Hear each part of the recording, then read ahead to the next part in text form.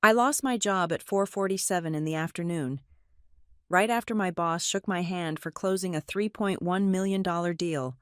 I called my brother, expecting a sofa, but he laughed and told me to sleep in my car. He did not know I had just received a notification about a change to my direct deposit information. That night, I did not just lose my job, I almost lost my identity. My name is Elise Scott, and for exactly 28 minutes, I was the uncontested queen of Ironleaf Commercial Partners. The ink was barely dry on the lease agreement. It was a massive commercial contract, a 10-year commitment for an anchor tenant in one of Ridgefield's newest developments. The total value of the deal sat at $3.1 million.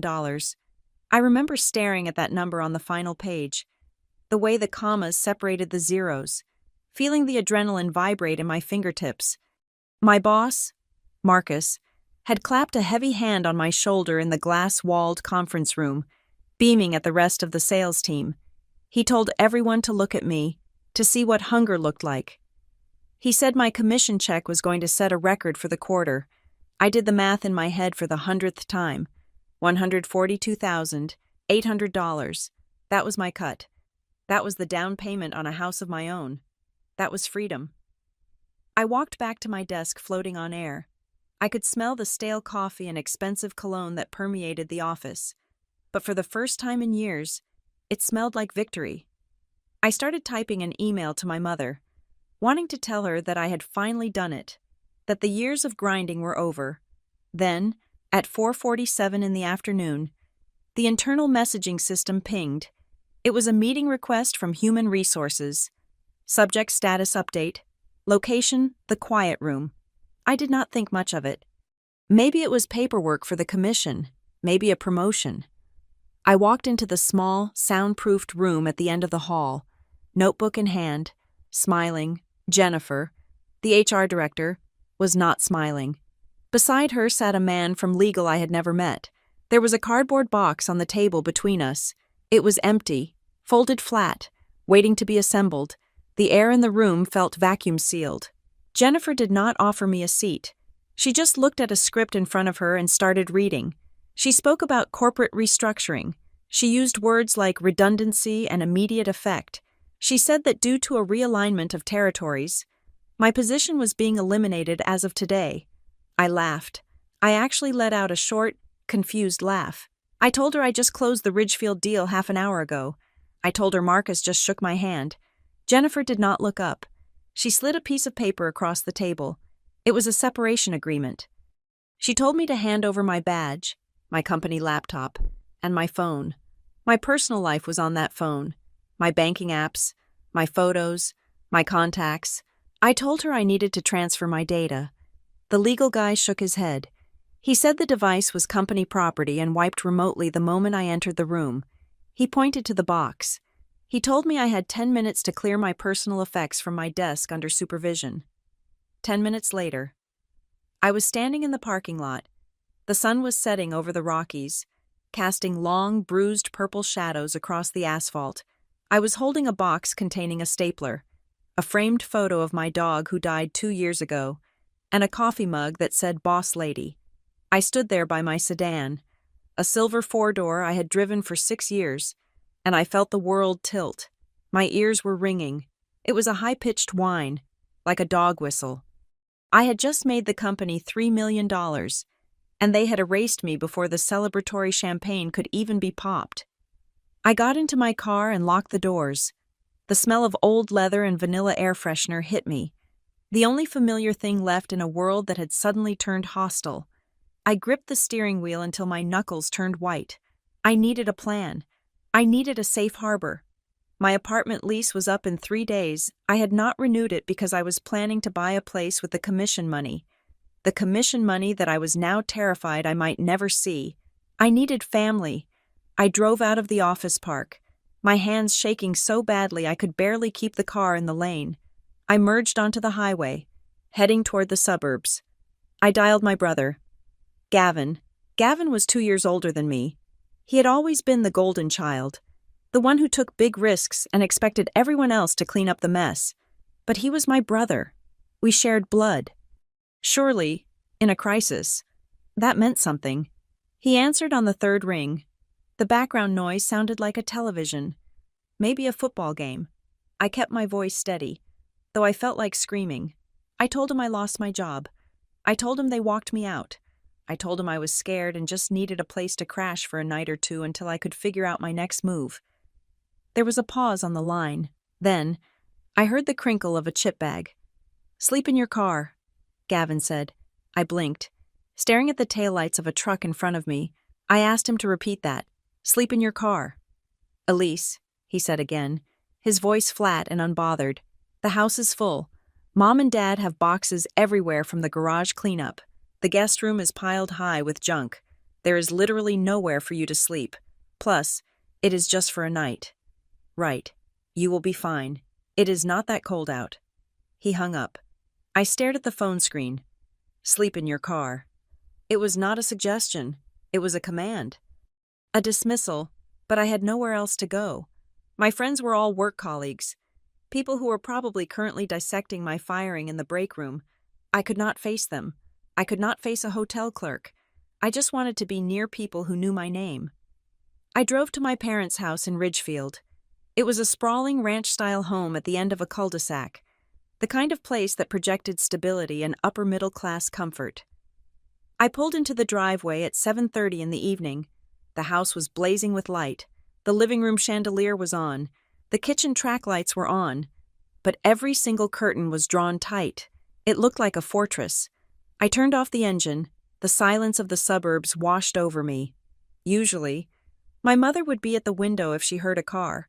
Usually, my father would come out to check the lawn or ask about the mileage on my tires. Tonight, nothing. I sat there for an hour.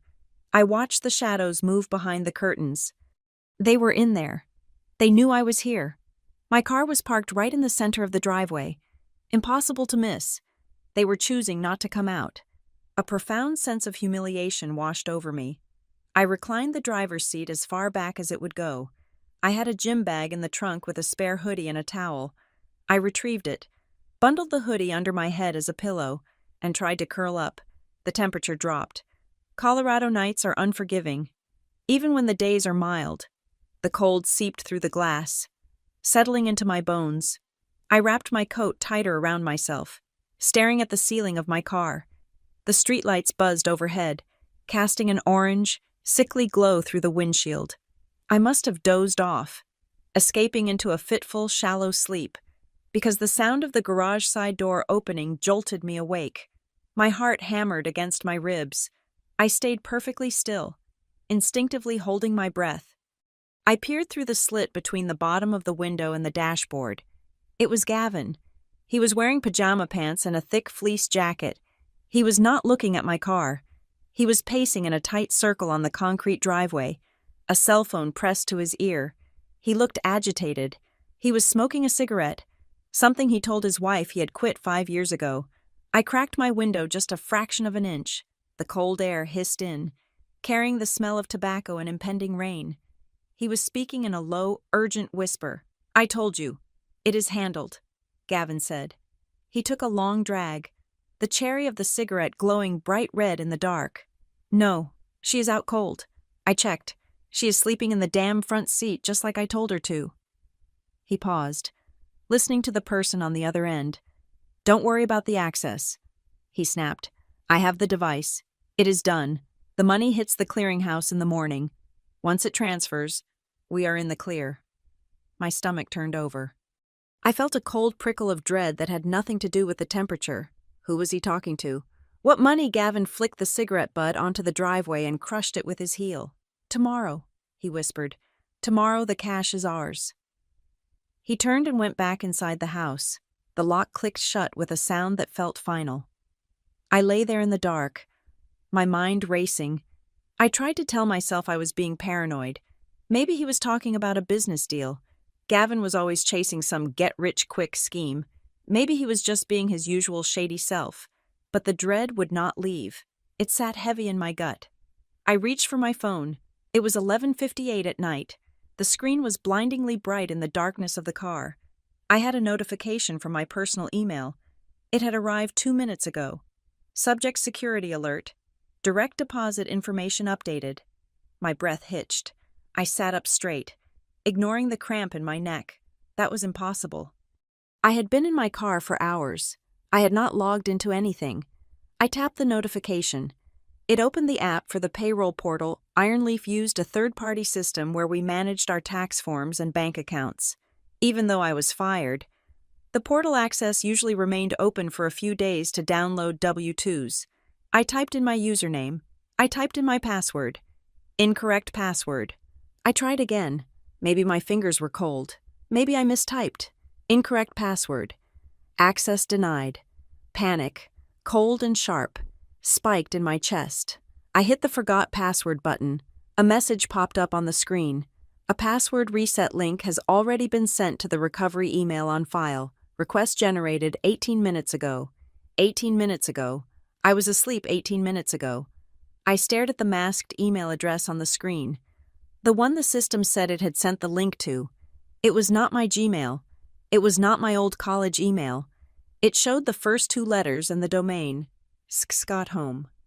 Net. I stopped breathing. Scotthome. Net was the private server my father had set up for the house 5 years ago. He was obsessed with network security and had created internal email addresses for family members to use for secure household business. I never used mine. I barely remembered I had one. But to access that email, to click that verification link, you had to be on the local Wi-Fi. You had to be inside the house. I looked up at the house. The windows were dark now, save for the faint blue glow of a router light in the living room window. Gavin had not just come out to smoke. He had come out to check if I was asleep. He wanted to make sure I wasn't watching while someone inside that house, connected to that Wi-Fi, logged into my life. I looked at the notification again. Direct deposit information updated. They weren't just letting me sleep in the car because the house was full. They were keeping me outside so I wouldn't see them stripping me clean. The $3.1 million deal, the $142,000 commission. Gavin's voice echoed in my head. Money comes tomorrow. I wasn't just a sister down on her luck. I was the mark. And the people robbing me were sleeping in warm beds just 30 feet away. The temperature in the car had dropped to 34 degrees. My breath was fogging the windshield, creating a white, ghostly barrier between me and the house where my family slept. But the cold was secondary. The primary sensation was the math. It was a loop playing in my head, a ticker tape of disaster. $3.1 million was the gross lease value. That was the headline number, the one Marcus had shouted across the bullpen. But I did not care about the company's revenue anymore. I cared about the split. My contract stated a 4.5% commission on the aggregate value of the first 5 years of the lease term. I had done the calculation on a napkin at lunch. I had done it on the calculator app in the elevator. I had done it in my head while HR was firing me. $142,800. That was the exact sum.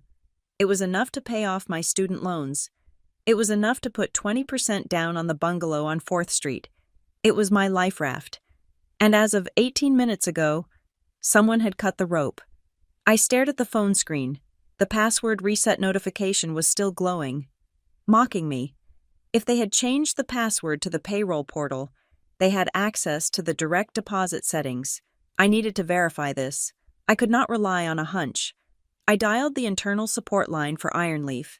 It was a 24-hour automated system for IT emergencies, mostly used when servers crashed in the middle of international calls. It was 2:17 in the morning. I prayed a human was monitoring the desk in some time zone where the sun was shining. The hold music was a tinny, distorted jazz loop. I listened to it for 6 minutes, tapping my fingers against the steering wheel, counting the beats to keep from screaming. Finally, a voice clicked on. It was a man, sounding bored and far away. He asked for my employee ID. I gave it to him. 704492. I asked him to check the access logs for my user profile.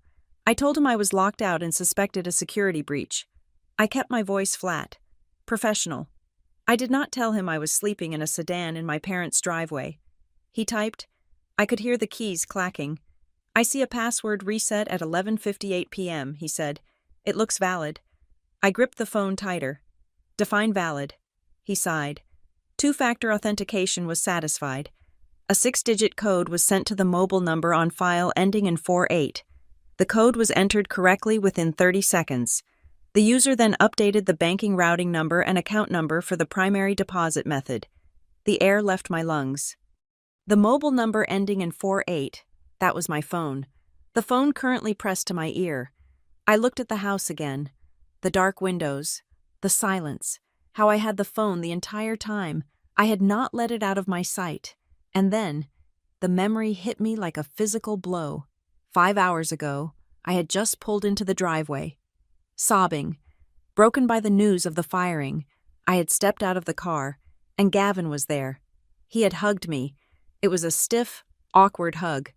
Then he had pulled back, patting his pockets. "Shoot, Elise, my battery is dead, and I need to track the pizza guy. Can I borrow yours for a sec? Just to check the map." I had handed it to him. I was wiping my eyes, trying to compose myself.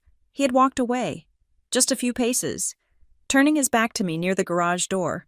He had held the phone for maybe 90 seconds. He didn't check a map. He triggered the login. He requested the code. He read the text message, memorized the 6 digits, and then deleted the thread before handing the phone back to me. He had looked me in the eye and told me to sleep in the car. Knowing he had just unlocked the vault. The tech on the phone was still talking. "Ma'am, do you want me to reset the password again?" "No," I whispered. "No, thank you." I hung up. If I reset it now, they would get an alert. They would know I knew. I needed to move faster than they were moving. I needed to secure the money I actually had before they found a way to take that too. I opened the app for North Haven Credit Union. This was my personal bank, my checking, my meager savings. It was not where the commission was going. But if Gavin had my personal information, everything was at risk. I navigated to the security settings. My fingers were numb, making it hard to type. I changed the password to a string of random characters I had never used before. I set up biometric alerts. Then I saw it. In the Pending Transactions tab, a transfer for $1. It was time-stamped 4 minutes past midnight. The recipient was listed simply as External Account. Verify. They were testing the pipes. They had linked my personal checking account to an outside account, likely the same new, fraudulent account they had set up in the payroll system. They sent $1 to make sure the connection worked. If that dollar cleared, the rest would follow. They weren't just taking my future commission, they were draining my present survival fund. I dialed the fraud department at North Haven. It was 3 a.m. now. The woman who answered was sharp, alert. I told her to freeze everything. I want a hard lock. I said, no transfers out, no debit card usage, no online bill pay.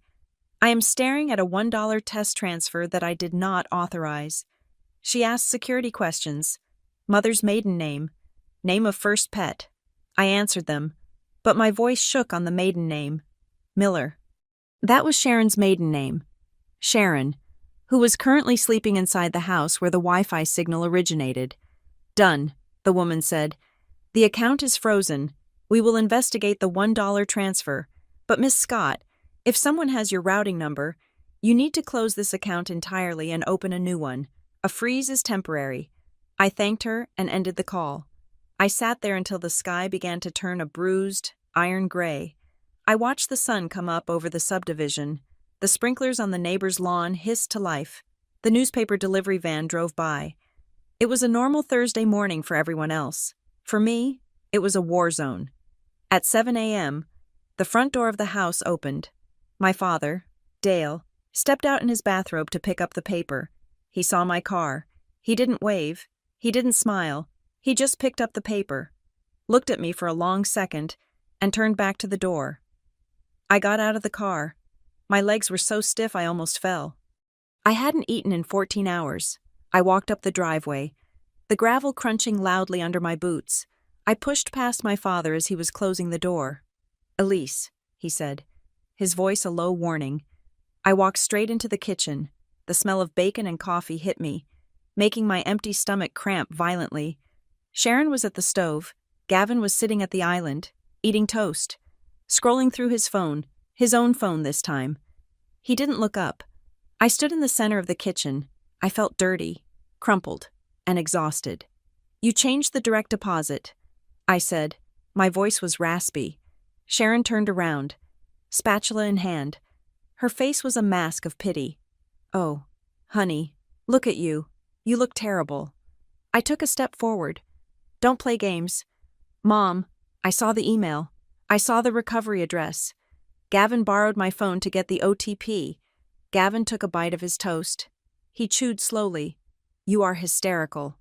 Elise, you lost your job yesterday. You are in shock. I am not in shock, I yelled. The sound echoed off the granite countertops. I called Ironleaf. They confirmed the change happened at midnight. From this IP address, Dale walked into the kitchen. He stood between me and Gavin, crossing his arms. He was a big man, a retired contractor, and he used his size to intimidate. Elise, keep your voice down, Dale said. The neighbors are going to hear you. We are not going to have a scene on a Thursday morning. I pointed at Gavin. He is stealing $142,000 from me. That is a felony. Dad, that is prison time. Sharon laughed. It was a nervous, fluttering sound. Stealing. We are family. Gavin is just helping organize things. You know you aren't good with money when you are emotional. Remember when you bought that car? I stared at her. I bought my car with my own money. I have never asked you for a cent. You are clearly having a breakdown, Sharon said, turning back to the bacon. The grease sizzled loudly. Just go back to the car. Or better yet, go find a motel. You need sleep. You are imagining things. They were gaslighting me. They were doing it so seamlessly, so casually, that for a split second, I actually questioned myself. Had I imagined the email? No. The $1 transfer? The log? I looked at Gavin. He was smirking. A tiny, barely there smirk. I need my things, I said. I turned and walked toward the mudroom, where I had left the box from my office the night before. I hadn't taken it to the car because it was heavy, and I thought stupidly that I would be sleeping inside. The box was sitting on the washing machine. I walked over to it. The top flaps were open. I dug through it. My stapler was there. The boss lady mug was there. But the thick blue envelope, the Ironleaf Deal Close packet, was sitting on top. I picked it up. It felt light. The seal had been slid open with a knife. A clean, precise cut. I opened it. The packet was supposed to contain the hard copies of the commission breakdown, the tax withholding forms, and the photocopies of my driver's license and social security card that HR had returned to me. It was empty. I turned the envelope upside down. Nothing fell out. They hadn't just changed the bank account. They had taken the physical proof of my identity. They had my social security number. They had the signature samples on the tax forms. I looked up. Gavin was leaning against the doorframe of the kitchen, watching me. He wasn't smirking anymore. His eyes were cold, calculating. You shouldn't leave sensitive documents lying around. Elise, he said softly, identity theft is a real problem these days. My blood ran cold. He wasn't denying it. He was taunting me. I clutched the empty envelope. My hands were shaking. But this time, it wasn't from the cold. It was from a clarity so sharp it cut. They weren't helping me. They weren't protecting the money from my emotions. They were engaged in active, predatory extraction, and they had already moved on to the next phase, erasing who I was, so I couldn't claim what was mine. I grabbed the box. I didn't say another word. I couldn't. If I opened my mouth, I would have vomited. I walked past Gavin, past Dale, and out the side door. You are making a mistake leaving like this, Sharon called out from the kitchen, her voice feigning maternal worry. We are just trying to help. I slammed the car door shut. I locked it. I threw the box into the passenger seat and reversed out of the driveway, tires screeching against the asphalt. I didn't know where I was going, but I knew one thing. The $142,000 was just the beginning. They had my SSN. They had my date of birth. They had my signature. The $1 test transfer was a warning shot. The war had just begun. I drove until my hands stopped shaking, which took about 20 minutes. I ended up in the parking lot of a 24-hour grocery store, a place called Supermart, on the edge of town where the fluorescent lights hummed loud enough to drown out thoughts. I parked between a shopping cart corral and a rusted pickup truck. It was a neutral zone. Here, I was just another woman sitting in her car. Not a daughter who had been locked out. Not an employee who had been discarded. I leaned my head against the steering wheel and forced myself to breathe. My chest felt tight, as if a belt were being cinched around my ribs. The image of that empty blue envelope in the mudroom was burned into my retinas. They had taken my social security card. They had taken my driver's license copy. These were not just pieces of paper. They were the keys to the castle. I pulled out my phone. My battery was at 34%. I needed to conserve it, but I needed information more. I opened my credit monitoring app. I usually checked it once a month, just a quick glance to make sure my score was hovering in the high 700s. I prided myself on that number. It was proof of my discipline, proof that I was nothing like Gavin, who treated debt like a game he could talk his way out of. The app loaded. A red banner flashed across the top of the screen. Alert new inquiry detected. My stomach dropped. I tapped the notification. There was a hard inquiry on my credit report from Sableline Bank. I had never banked with Sableline. I did not even know where their branches were. The inquiry was dated today. I scrolled down. The damage was immediate. My score had dipped 14 points. But the score wasn't the problem. The problem was the status application pending. Someone had applied for a high-limit credit card in my name. I tapped for more details. The application address, the place where the card would be mailed if approved, was listed as 114 Maple Drive, my parents' house. I stared at the screen until the numbers blurred. It was so brazen. They weren't even trying to hide it.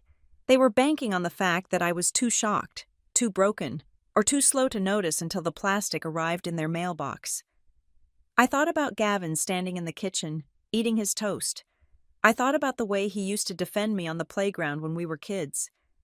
I remembered a time when I was 7 and scraped my knee, and Gavin carried me all the way home on his back.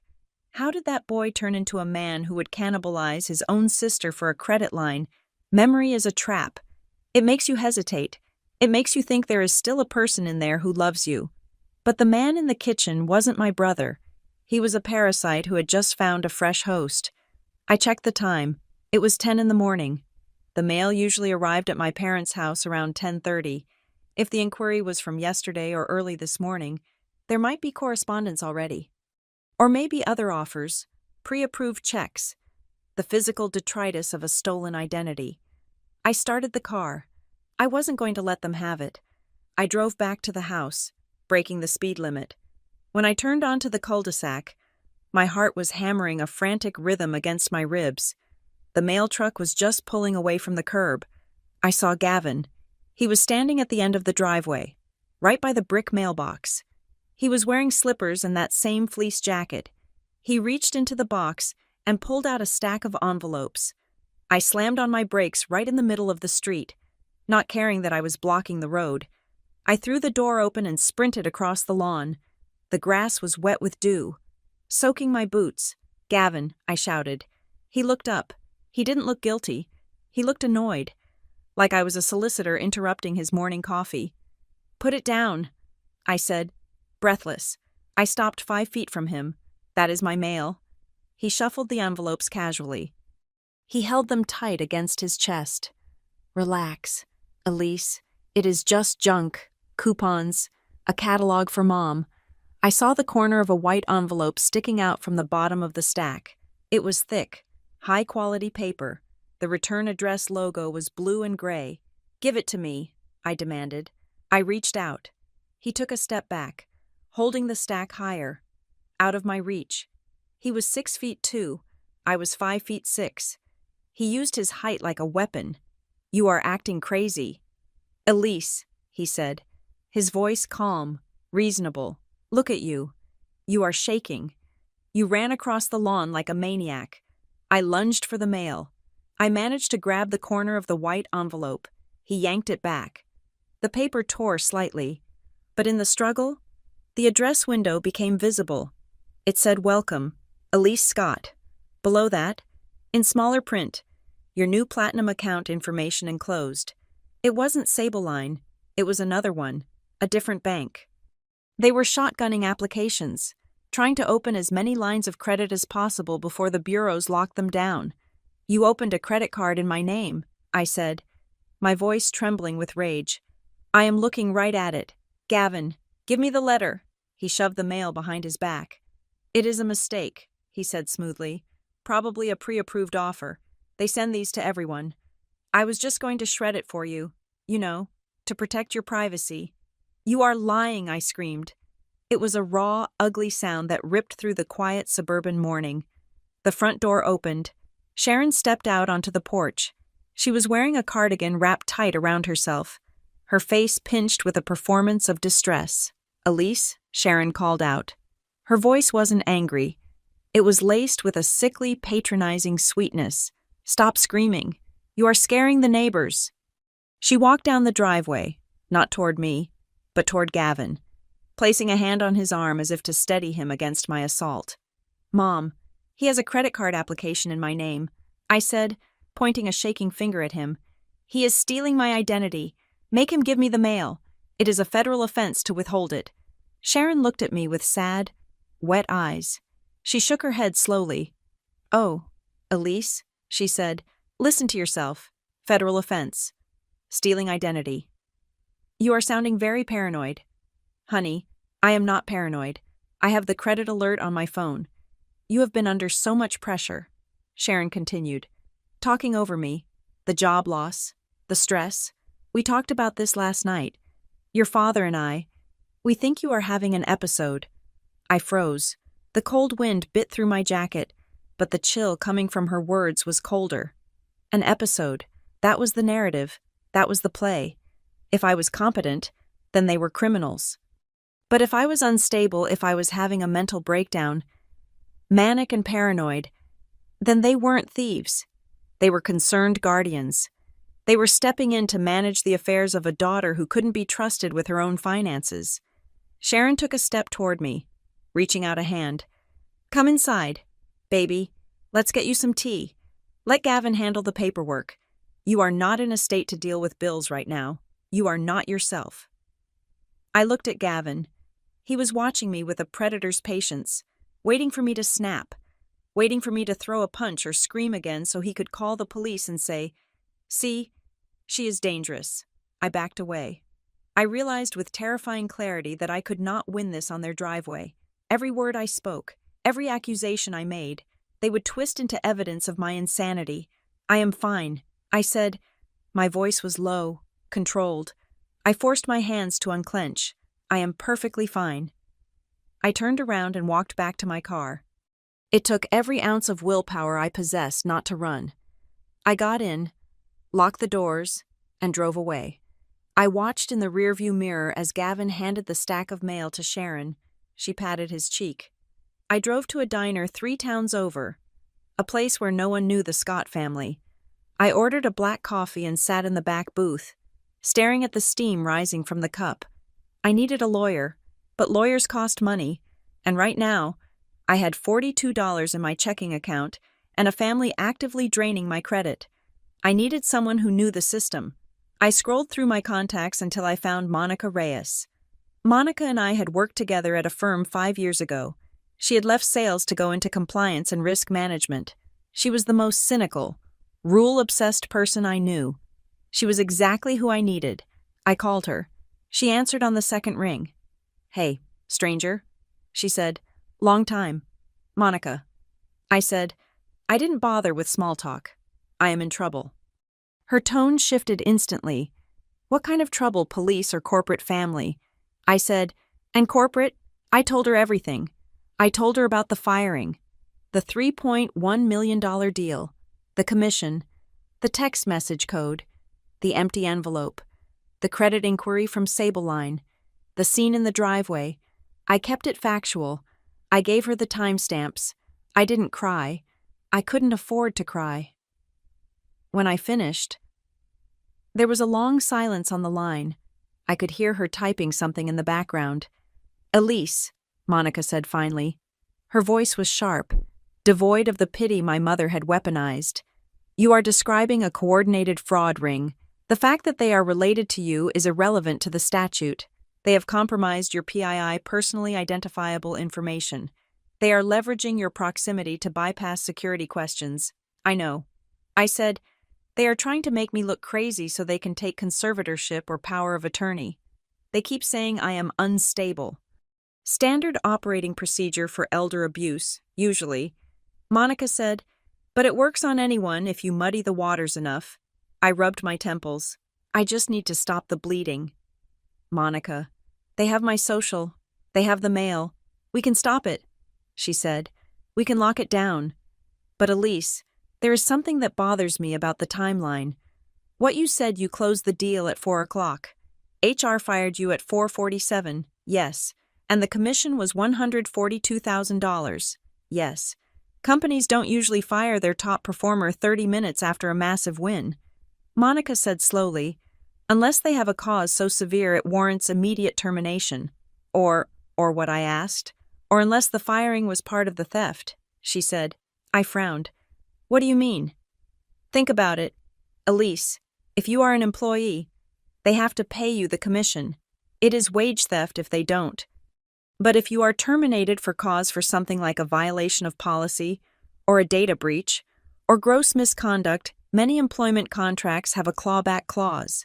They can void pending commissions. I felt a chill go down my spine. But I didn't do anything. I said, they just said, restructuring. That is what they told you. Monica said, but what did they write in your file? And here's the real question. Did your brother know you were closing that deal yesterday? Yes, I whispered. I told him 2 days ago. I was bragging about it. I told him the exact amount. Monica's voice dropped an octave. Elise, are you sure you were fired? Or did someone inside Iron Leaf get a tip, maybe an anonymous email, maybe a falsified report that gave them a reason to cut you loose right before the payout? I stared at the coffee cup. The dark liquid trembled slightly as a heavy truck drove past the diner. You think he called them? I asked. You think Gavin called my boss? I think your family didn't just decide to rob you at 5 p.m. because you showed up with a box of stuff. Monica said, I think they knew the money was coming. I think they knew you had to be out of the job for them to get it. And I think Iron Leaf might be holding that check not because of restructuring, but because they think you did something wrong. My head spun. The betrayal was expanding, growing tentacles that reached into my career, my reputation, my past. If that is true, I said, then I am not just fighting for my money, I am fighting for my name. Exactly, Monica said. And to win that fight, you need to stop acting like a victim and start acting like an auditor. Meet me in an hour. Bring your laptop. And Elise, stop checking your bank account. We are going to close it. We are going to burn the whole field down so they have nowhere to graze. The diner Monica chose was called The Kettle. It was one of those places with laminated menus sticky from syrup and booths, upholstered in cracked red vinyl.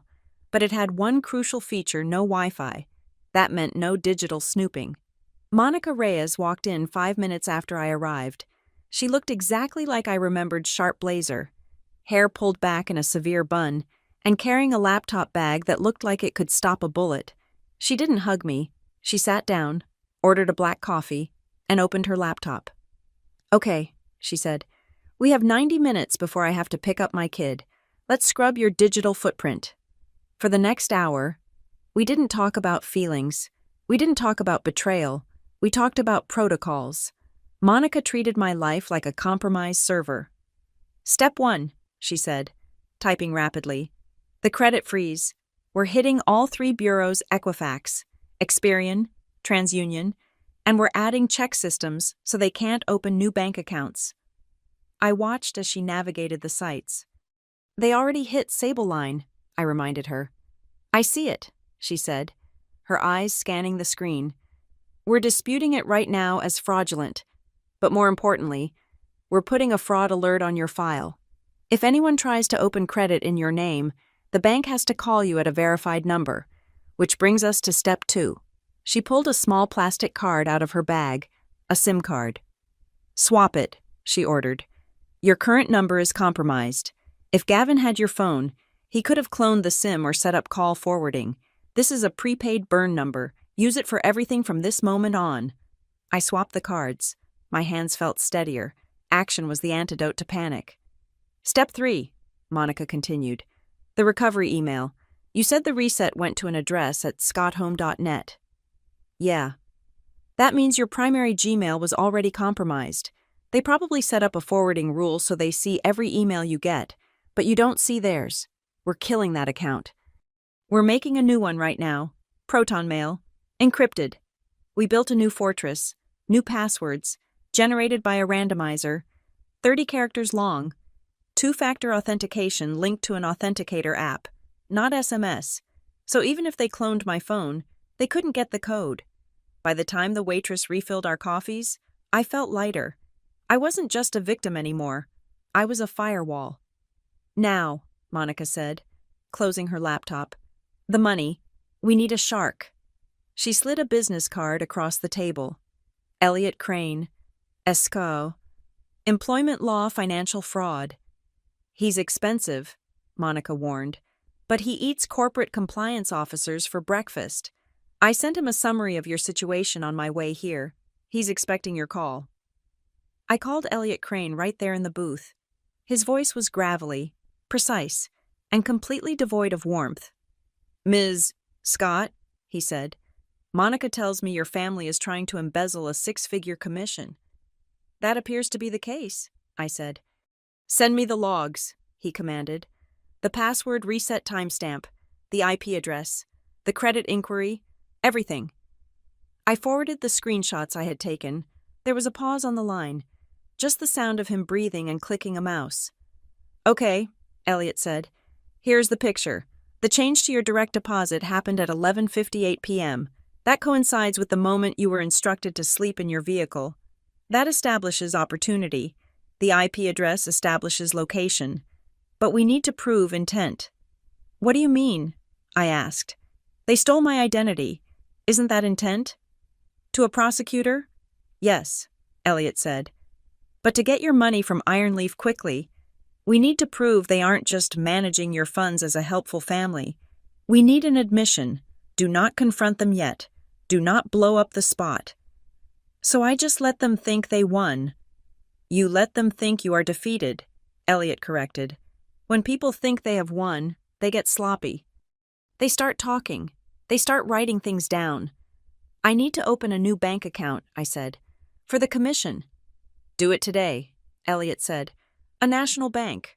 Somewhere your parents have never banked. Send that new account information to Ironleaf immediately via certified mail and email. I will draft a preservation letter to your former employer demanding the metadata of that payroll change. I hung up and looked at Monica. He wants me to go back there. You don't have to sleep there, she said, but you need to be close enough to hear the walls talk. I spent the afternoon at a branch of Chase Bank, opening a checking account that only I knew about. I set up the app on my phone with the new SIM card. It felt like burying a treasure chest in a desert. Then, I did the hardest thing yet. I drove back to my parents' house. It was late afternoon. Gavin's car was gone. My father's truck was in the driveway. I walked in through the garage. The house smelled of lemon polish and denial. My mother was in the living room, watching a talk show. When she saw me, her face tightened. I thought you left, she said. I just needed to clear my head. I lied. My voice was quiet, beaten. I'm sorry I yelled. I'm just really stressed. She softened instantly. Victory looked like benevolence on her face. Of course you are, honey. We know that. We're just trying to help you stabilize. I know, I said. I'm going to grab a glass of water. I walked into the kitchen. The counter was cluttered with mail, mostly bills and catalogs. But near the coffee maker, there was a notepad my dad used for grocery lists. I glanced at it. The top sheet had been torn off, but the impression of the writing was still visible on the page underneath. I tilted my head, catching the light from the window. There were scribbles, a phone number I didn't recognize, and then, in my father's heavy, blocky handwriting, 142. 8. Payoff. Friday. My heart hammered against my ribs. 142.8. That was the shorthand for $142,800.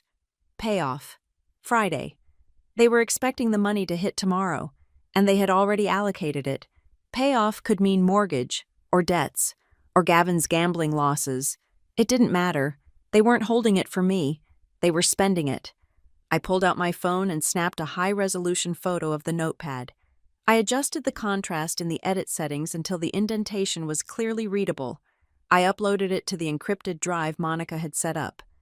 Elise, my dad's voice made me jump. He was standing in the doorway, blocking the light. "Hi, Dad," I said, slipping the phone into my pocket. "You look better," he said, assessing me. "Calmer." "I am," I said. "I think I just need to rest. Maybe figure out unemployment." "Good plan," he said. "Don't worry about the big stuff right now. Let the family handle the heavy lifting." "Okay," I said. "I'm going to go lie down." I didn't go to the guest room. I went to my car. I needed to send this to Elliot. As soon as I sat in the driver's seat, my phone buzzed. It was an email notification. Not from my family this time. From Ironleaf. Elliot had sent the preservation letter and the formal demand for my commission. This was their response. I opened the email. It was from the General Counsel of Ironleaf. "Dear Ms. Scott, we are in receipt of your counsel's correspondence regarding the commission payment for the Ridgefield lease agreement. Please be advised that pursuant to Section 4.2 of your employment agreement, commissions are forfeitable in the event of termination for cause. Your employment was terminated following an internal investigation which concluded that you violated company data privacy policies.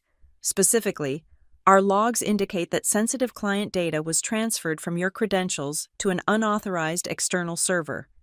Due to this breach, all pending compensations are withheld, pending a full forensic audit. Sincerely, Legal Department, Ironleaf Commercial Partners." I stared at the words until they swam before my eyes. Violated data privacy, unauthorized external server. My phone rang. It was Elliot. "Did you see it?" he asked. "Yes," I choked out. "They're saying I stole data. That's why they fired me. That's why they're keeping the money." "It's a smokescreen," Elliot said, his voice hard. "Or it's a frame job. You didn't transfer data. Did you?" "No, never." "Then someone did it using your credentials," Elliot said. "Someone who needed a reason for you to be fired immediately so the money would be in limbo. Someone who knew that if you were fired for cause, the company would freeze the funds, giving them time to redirect the deposit." "Who?" I asked, though the answer was already forming in the pit of my stomach. "Who could do that?" "Where were you the night before you got fired?" Elliot asked. "I was here," I said, looking at the house. "I came over for dinner. I had my work laptop. I left it in the living room while I helped Mom with the dishes." "And who is the tech expert in your family?" Elliot asked. I looked through the windshield. Gavin was pulling into the driveway. He got out of his car, whistling, looking like a man who had just won the lottery. "Gavin," I whispered. "Exactly," Elliot said. "He didn't just steal the money. Elise, he framed you to make sure you couldn't fight for it." I watched my brother walk into the house. He didn't look like family anymore. He looked like a target. "What do we do?" I asked. "Now," Elliot said. "We stop being defensive. Now we go on the offensive. You're going to stay in that house. Elise, you're going to be the sweetest, most broken little sister they've ever seen, and you're going to record every single word they say." Elliot Crane had given me very specific instructions before I walked back into the lion's den. "You have to look like you have already lost." He told me over the phone, shoulders down, eyes red. "Speak softly. If you look like a fighter, they will keep their shields up. If you look like a victim, they will lower their swords to sign the paperwork." I sat in my car for 10 minutes, working up the courage. I rubbed my eyes until they were genuinely irritated. I messed up my hair, pulling a few strands loose from my ponytail so I looked frayed, unkempt. I let the cold air from the vents dry out my skin. I needed to look like a woman who had spent 24 hours sleeping in a sedan, because that is exactly what I was. I walked up the driveway. My legs felt heavy, not just from exhaustion, but from the sheer weight of the performance I was about to give. I knocked on the front door. I didn't use my key. Guest knock. Victim's knock. Gavin opened the door. He was wearing a fresh shirt, smelling of expensive aftershave. He looked at me, and for a split second, I saw a flicker of annoyance, but then he saw my face, the redness, the slumped posture, and a smile spread across his lips. It wasn't a warm smile. It was the smile of a poker player who sees his opponent folding. "Can I come in?" I asked, my voice barely a whisper. "It is too cold in the car. Please, Gavin, just for tonight." He stepped back, opening the door wide with a theatrical sweep of his arm. "Of course," he said. "We were wondering when you would stop being stubborn. Come on in." Mom made pot roast. The house was warm. It smelled of rosemary and roasted meat, a scent that usually meant comfort, but now smelled like a bribe. I walked into the living room, clutching my purse tight against my side. In that purse was my phone, running a high-fidelity voice recording app. Elliot had told me to keep it running from the moment I crossed the threshold. Sharon and Dale were in the kitchen setting the table. When they saw me, the performance began. "Oh, thank God," Sharon said, rushing over to hug me. She felt stiff, like she was hugging a mannequin. "We were so worried about you out there. But you know your father. He thinks you need tough love to learn responsibility." "I know," I said, staring at the floor. "I just don't know what to do." "Sit," Dale commanded, pointing to my usual chair. "Eat. We will figure it out." The dinner was a masterclass in manipulation. They piled my plate high with food. They poured me a glass of red wine. They spoke in soft, soothing tones. But the conversation never strayed far from one topic: my incompetence. "It is a shame about Ironleaf," Gavin said, cutting his meat with precision. "But honestly, Elise, that high-pressure sales environment was never good for you. You are too emotional. You crack under stress. Look at you now." I took a bite of potatoes. It tasted like sawdust. "I guess you are right," I mumbled. "I really thought I had that deal." "You imagined it," Sharon said quickly. "Just like you imagined those emails. Stress does terrible things to the mind. Honey, we just want you to be safe." Then came the pivot. Dale wiped his mouth with a napkin and cleared his throat. He looked at Sharon, then at Gavin. A silent signal passed between them.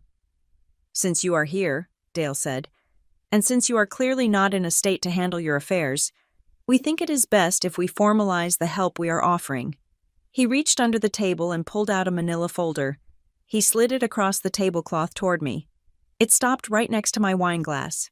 "What is this?" I asked. "Just a temporary authorization," Dale said casually.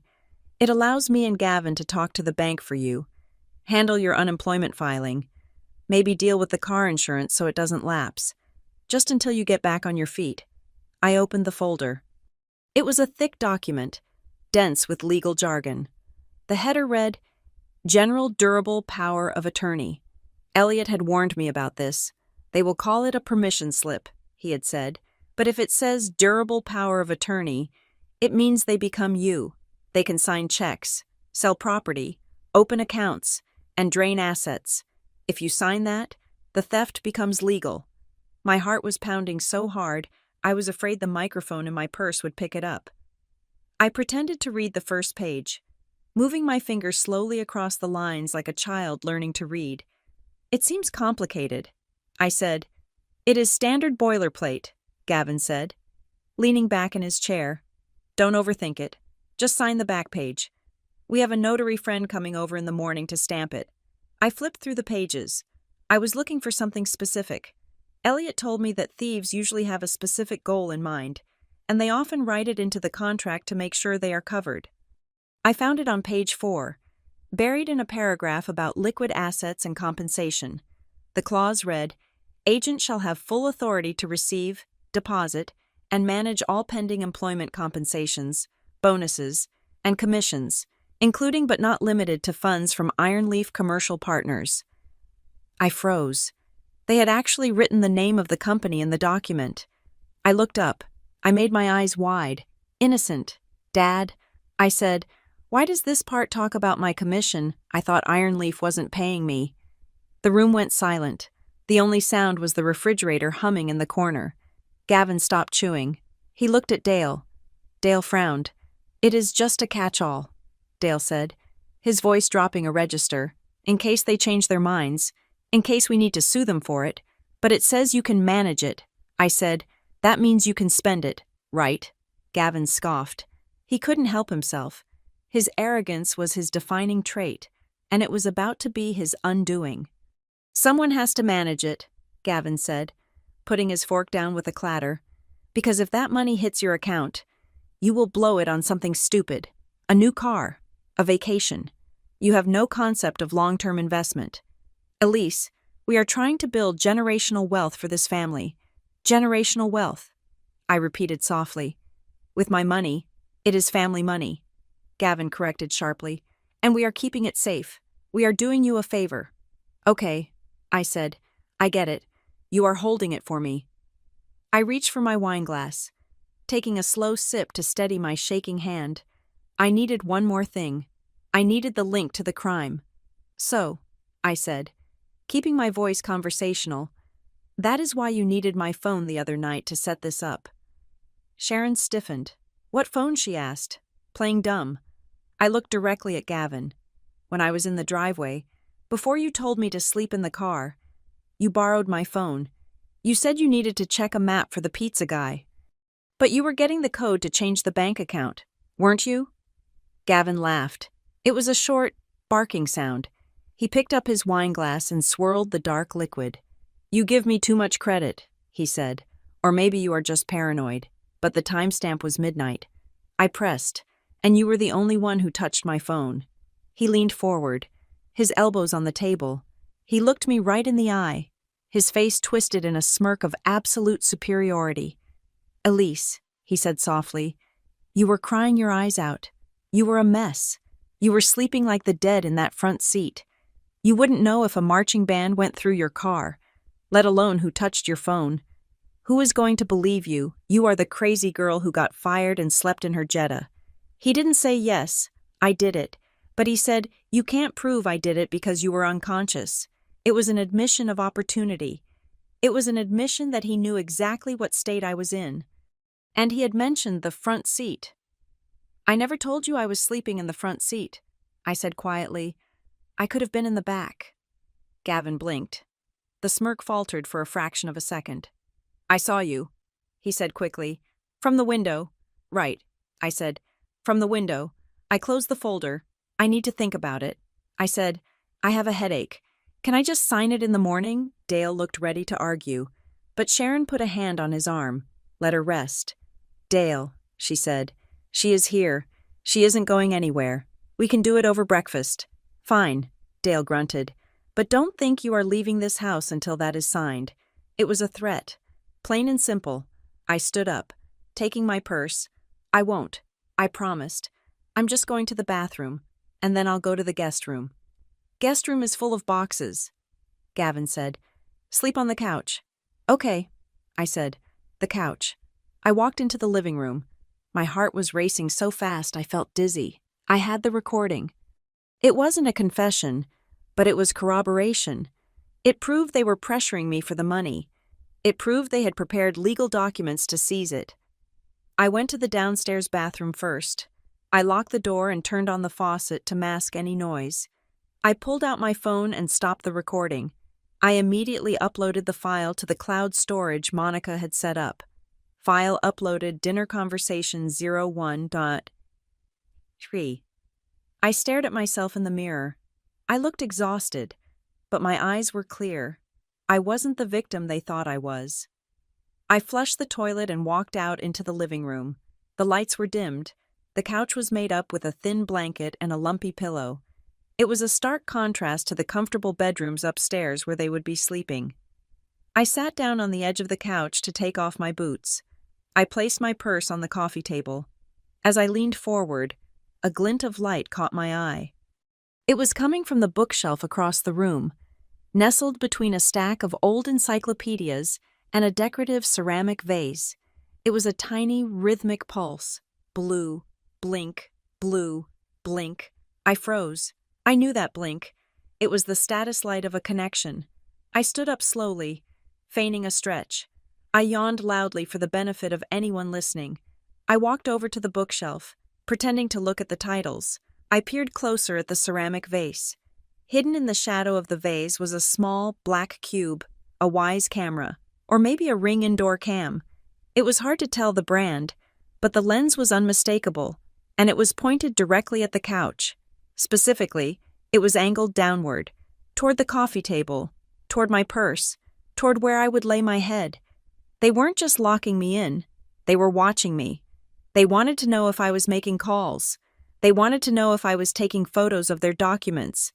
They wanted to know if I was truly asleep. A cold realization washed over me. This wasn't just greed. This was a siege. They had turned my childhood home into a panopticon. If I tried to leave in the middle of the night, they would know. If I tried to search the house for evidence, they would see. I turned my back to the camera, shielding my face. I walked back to the couch and lay down, pulling the blanket up to my chin. I needed to act fast. I needed to get out, but not tonight. Tonight, I had to give them a show. I closed my eyes and forced my breathing to slow, mimicking the rhythm of deep sleep. I waited. 10 minutes later, my phone buzzed against my hip under the blanket. A text from Elliot. "Did you get anything?" I didn't dare move to check it. I lay perfectly still, letting the camera watch a woman who appeared to be broken, while my mind was racing at 100 miles an hour, plotting the exact coordinates of my escape. The next morning, I performed the role of the obedient daughter perfectly. I signed the last page of the power of attorney document not with my real signature, but with a slight variation I had used once on a gym membership contract years ago. To a casual observer, it looked authentic. To a forensic handwriting expert, it was a forgery. I told them I needed to go to the pharmacy to pick up anxiety medication. Sharon, eager to support the narrative of my mental fragility, practically pushed me out the door. I drove straight to a coffee shop in the neighboring town of Littleton. Elliot Crane had set up a meeting. He told me not to come to his office. He didn't want my family tracking my location to a law firm. Instead, he sent me coordinates to a booth in the back of a Panera Bread. Sitting there wasn't Elliot. It was Caleb Vance. Caleb was one of the few people at Ironleaf I actually respected. He worked in IT security, a quiet guy who spent more time with server racks than people. We had bonded over a shared hatred of the office coffee machine. When I saw him, he looked nervous. He kept glancing at the door, tapping his foot against the linoleum. "Elise," he whispered when I sat down. He didn't smile. "Elliot told me what happened, or at least, his version of it. It is the truth." "Caleb," I said, keeping my voice low. "They fired me 30 minutes after I closed the Ridgefield deal. They are holding my commission." Caleb took a sip of his iced tea. "It is worse than that. I shouldn't be here. If they find out I'm talking to a terminated employee, I lose my pension. But something smells wrong." He slid a folded piece of paper across the table. It was a printout of a server log. "This is the reason legal gave for your termination," Caleb said. "Data exfiltration? Serious stuff. They are claiming you emailed the entire client database names, lease terms, renewal dates to an external recipient." I looked at the log.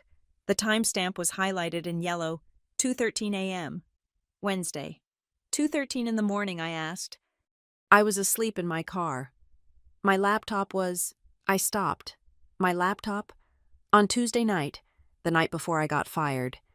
I had been at my parents' house for dinner. I had brought my work laptop inside because I wanted to show my dad the renderings of the Ridgefield project. I had left it on the kitchen island charging while we watched a movie in the living room. "The email was sent from your credentials," Caleb explained. "But here's the kicker. Look at the IP address." I scanned the numbers. It wasn't the office IP. It wasn't my apartment IP. It was an IPv6 address that looked vaguely familiar. I ran a traceroute. Caleb said, "It resolves to a residential node in Ridgefield. Specifically, a Comcast subnet that services the Maple Drive area." My blood ran cold. "That is my parents' house." "I know," Caleb said. "And since you were allegedly asleep in your car the following night when the bank info was changed, this establishes a pattern. But Elise, look at the recipient." I looked at the email address in the to field. It wasn't a competitor like CBRE or JLL. It was a Gmail address, Vertex Development, LLC Gmail.com. Vertex Development. I read aloud. I have never heard of them. I have, Caleb said grimly. They are a small, aggressive firm that has been poaching our mid-tier tenants. They undercut our lease rates by 5%. Someone is feeding them our expiration dates. I stared at the name, Vertex. Why did that sound familiar? And then it clicked. 6 months ago, at a barbecue. Gavin had been bragging about a new consulting gig. He said he was doing business development for a hungry new player in the market. He called them the Vertex guys. I had laughed it off, assuming it was another one of his multi-level marketing schemes or a crypto hustle.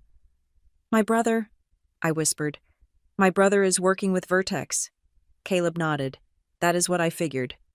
Elise, if this log is real, it looks like you logged in from your parents' house and sent the client list to your brother's business partners. That is corporate espionage. That is why they fired you for cause. It gives them a bulletproof reason to void your contract. But I didn't send it. I said, my voice rising. He must have used my laptop while I was in the other room. He has watched me type my password 1,000 times. I believe you, Caleb said, but Ironleaf doesn't. To them, you are the mole, and frankly, with this evidence, they can probably sue you for damages. Not just keep the commission. I felt sick. It wasn't just about stealing the $142,000 anymore. Gavin had sold me out to advance his own career. He had used my access to feed his partners, knowing full well it would destroy mine.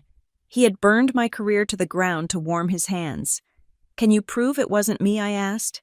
Not from the logs, Caleb said. The credentials are yours. The location is your family home, unless you can prove someone else was at the keyboard. You are cooked. He stood up. I have to go. Keep this log.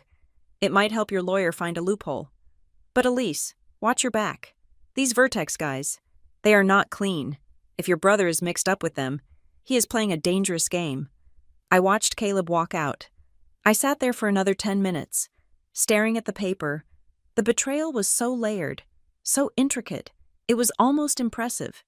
Gavin hadn't just seized an opportunity when I lost my job. He had orchestrated the job loss. I drove back to the house. I had to go back. My clothes were there. My signed paperwork was there. And now, I knew exactly what I was looking for.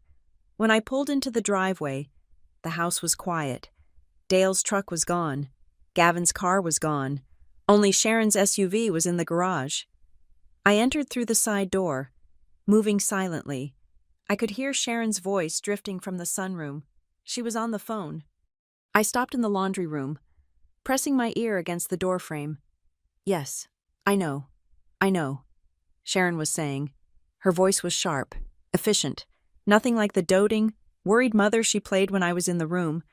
Gavin said he sent the file on Tuesday. They should have it. Pause. Well, they are keeping the money, she continued. Ironleaf froze it. That was the plan, wasn't it? If she gets fired for stealing, she can't claim the commission. Then we just wait for the dust to settle and move the funds from the secondary account. My heart hammered against my ribs. She knew. She wasn't just a passive enabler. She was an active participant. That was the plan, wasn't it? Look, I have to go, Sharon said. She went to the pharmacy. She will be back soon. We need to keep her calm until the power of attorney clears the bank. Just make sure Gavin doesn't spend his cut before we actually get it. She hung up. I backed away slowly, stepping into the kitchen. I made a show of opening the fridge door loudly, then slamming it shut. Mom, I called out. I'm back. Sharon appeared in the kitchen doorway a second later. The transformation was instant. Her shoulders slumped. Her face softened into that mask of concern. Oh, hi, sweetie, she said. Did you get your medicine? Yeah, I said, holding up the small white bag from CVS. I feel a bit better. Good, she said. Your father went to the hardware store. Gavin is at a meeting. Why don't you go rest? I will. I said, I'm just going to make a sandwich. She watched me for a moment, then nodded and went upstairs. As soon as I heard her footsteps on the second floor, I moved. I didn't make a sandwich. I went to the junk drawer in the kitchen island. In every American household, there is a junk drawer. It is where batteries, rubber bands, and secrets go to die. If Gavin had used my laptop on Tuesday night, he might have left something behind. Or if he was working with Vertex, there might be a trace. I dug through the mess.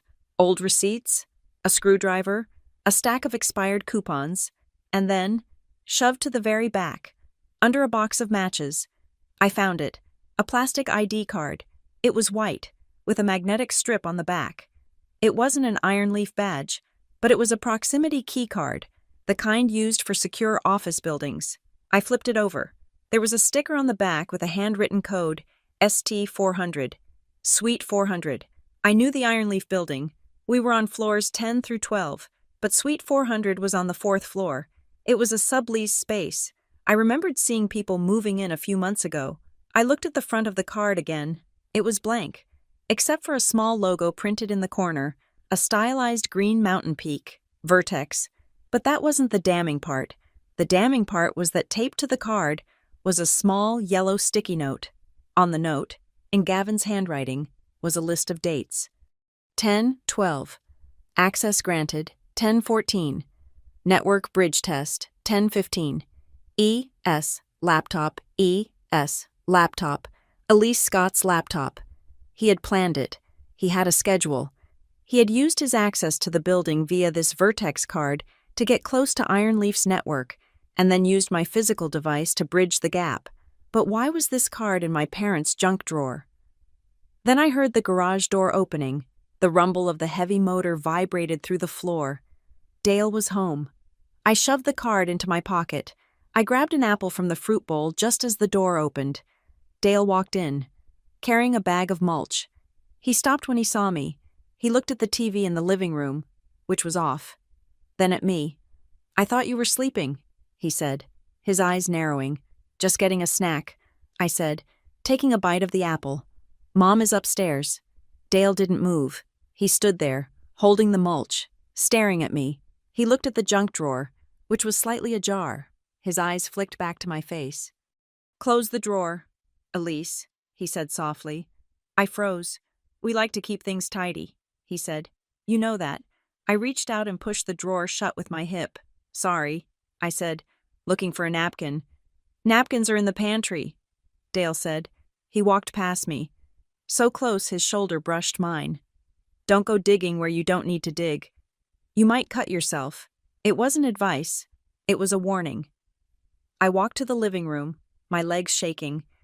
I sat down on the couch, directly in front of the hidden camera. I took out my phone and pretended to play a game. Under the table, hidden by my purse, I took a picture of the Vertex keycard in my hand. I sent it to Elliot. Then I typed a text to Monica. I found the link. Gavin isn't just a thief. He is a corporate spy, and my parents are laundering the money. A moment later, Monica replied, "Get out of there. Now." I couldn't. Not yet. I needed one more thing. I needed to know where the money was going once it hit the account. If I left now, they would know I was onto them. They would shred everything. I heard footsteps coming down the stairs. Sharon. And from the garage, Dale was whistling. They thought they had me trapped. They thought I was the crazy daughter who needed their protection. But they forgot one thing. I was a saleswoman. I knew how to close a deal, and I knew how to wait for the other side to blink. I looked at the camera lens hidden in the bookshelf. I smiled. A weak, pathetic, broken smile. "I'm going to take a nap," I announced to the empty room. I lay down, clutching the Vertex card in my pocket like a shiv. The twist wasn't just that they stole from me. The twist was that my entire career, my biggest success, had been engineered to be my coffin, and Gavin was holding the hammer. I left my parents' house 20 minutes after finding the Vertex keycard. I did not tell them I was leaving. I simply walked out the side door, got into my car, and drove until I found a motel on the far side of the highway. The kind of place where the neon sign buzzed with a dying flicker and the front desk clerk sat behind bulletproof glass. I needed a fortress. This room, smelling of industrial cleaner and stale smoke. Was it? At 9 o'clock the next morning, Elliot Crane launched the first missile. He sent a formal demand letter to Ironleaf Commercial Partners, citing wrongful termination, wage theft, and outlining the forensic evidence of the external login. Simultaneously, he sent a cease and desist order to Gavin, Sharon, and Dale Scott. The letter to my family was brutal in its simplicity. It demanded the immediate return of my stolen identity documents, a full accounting of any accounts opened in my name, and a hard stop to any attempts to access my financial data. I sat on the edge of the motel bed, waiting for the explosion. I expected a phone call. I expected Gavin to bang on my door. I did not expect the silence. For 3 hours, my phone did not ring. The world felt suspended, like the air before a tornado touches down. Then, the notifications started. They didn't come from my family. They came from my friends, from my high school classmates, from my former colleagues. Elise, oh my God, are you okay? Just saw your mom's post. Here if you need to talk. Sending prayers. Sweetie, don't do anything rash. My stomach twisted. I opened Facebook. There it was. A wall of text posted by Sharon Scott, tagged with Gavin and Dale. Our hearts are heavy today. As many of you know, our beloved daughter Elise has been struggling with some severe mental health challenges following the loss of her job. It has been a difficult week for the Scott family. We are doing everything we can to get her the help she needs, but she has chosen to isolate herself. Please, if you see her, treat her with kindness, but understand she is not herself right now. We ask for privacy as we navigate this crisis. Mental health awareness family, first below it. A photo of me from Christmas 3 years ago, looking tired and pale. The comments were pouring in. So sorry to hear this. Sharon, she always seemed so driven. You never know what people are hiding. Praying for your family. I threw the phone onto the mattress. It was a masterstroke. They hadn't just stolen my money. They were stealing my credibility. By framing me as unstable and struggling, they were inoculating the community against anything I might say. If I went public with the fraud, people wouldn't see a whistleblower. They would see a sick woman lashing out at the family trying to save her. I felt the walls of the motel room closing in. It was a siege. They were cutting off my supply lines, isolating me from anyone who might believe me. I called Elliot. My hands were shaking so hard I dropped the phone twice. They are destroying me, I said. They are telling everyone I'm crazy. I saw it, Elliot said, his voice calm and unyielding. Do not respond. Do not comment. If you defend yourself, you look defensive. If you get angry, you prove them right. So I just let them lie. We are not fighting them on Facebook. Elise, Elliot said, we are fighting them in court. Let them dig the hole. Every lie they tell is evidence of malice. But the court felt miles away, and the humiliation was right here, right now. An hour later, the siege moved from digital to physical. I was in the bathroom splashing cold water on my face when I heard a commotion in the motel lobby. The walls were thin. I could hear a woman's voice, shrill and hysterical. My daughter is in there. I know she is here. I just need to make sure she hasn't hurt herself. It was Sharon. I froze, water dripping from my chin. How did she find me? I hadn't told anyone where I was. Then I remembered the Find My feature on the family sharing plan. I had removed my phone, but I hadn't disabled the tracker on my iPad, which was sitting in my bag. She had tracked the iPad. I looked out the peephole. Sharon was standing at the front desk, sobbing. She was clutching a tissue, performing the role of the terrified mother to perfection. The clerk, a young guy with tattoos on his neck, looked uncomfortable. He was glancing at a key card. I threw open the door before she could get a key. I am here, I said. My voice was loud, echoing off the concrete walkway. I am fine. Stop this. Sharon spun around. When she saw me, she let out a theatrical gasp and ran toward me. She tried to embrace me, her arms reaching out like claws. Elise. Oh, thank God I stepped back, putting the metal railing between us. Don't touch me, I said. The clerk was watching. A housekeeper 2 doors down stopped her cart to watch. Please, Sharon wept. Just come home. We can fix this. Your father is so worried. You got the letter from my lawyer. I said, that is why you are here. Sharon's face changed. It was subtle, visible only to me because I was standing 2 feet away. The sorrow evaporated, replaced by a cold, hard granite. She leaned in, her voice dropping to a whisper that the clerk couldn't hear. You ungrateful little brat, she hissed. You sent a lawyer after your father, after everything we have done for you. You are stealing from me, I whispered back. We are protecting you from yourself. She spat. And now you are embarrassing us. Look at this place. You are living in a dump like a junkie. Is this what you want people to see? I want my money. I said, I want my identity back. Sharon wiped her dry eyes. She straightened her coat. You aren't getting a dime until you come home and apologize. And if you keep pushing, Elise, you are going to lose a lot more than money. You are going to lose your name. She stepped back, raising her voice for the audience again. Okay, sweetie, I will leave. Just please call us if you need anything. We love you. She turned and walked to her SUV, covering her face as if overcome with grief. I watched her drive away. My heart was pounding a frantic rhythm against my ribs. It wasn't love. It was a threat. I went back inside and double-locked the door. I disabled the iPad tracker. I turned off the lights and sat in the dark, watching the parking lot through the blinds. At 2:00 in the afternoon, my phone rang. It wasn't a number I recognized. It was blocked. I shouldn't have answered. But I needed to know. Hello, you can't win. It was a man's voice, low, distorted, but the cadence was familiar. It wasn't Gavin. It sounded like one of his friends. Maybe one of the Vertex guys. Who is this? I asked. Stop digging, the voice said. You are going to get buried. The line went dead. I sat there, holding the phone, feeling the blood drain from my face. They weren't just playing family games anymore. They were bringing in outside muscle. The keycard I found the link to the corporate espionage had scared them. I opened my notebook. I started writing. Wednesday, 2:14 p.m., anonymous call, threatening.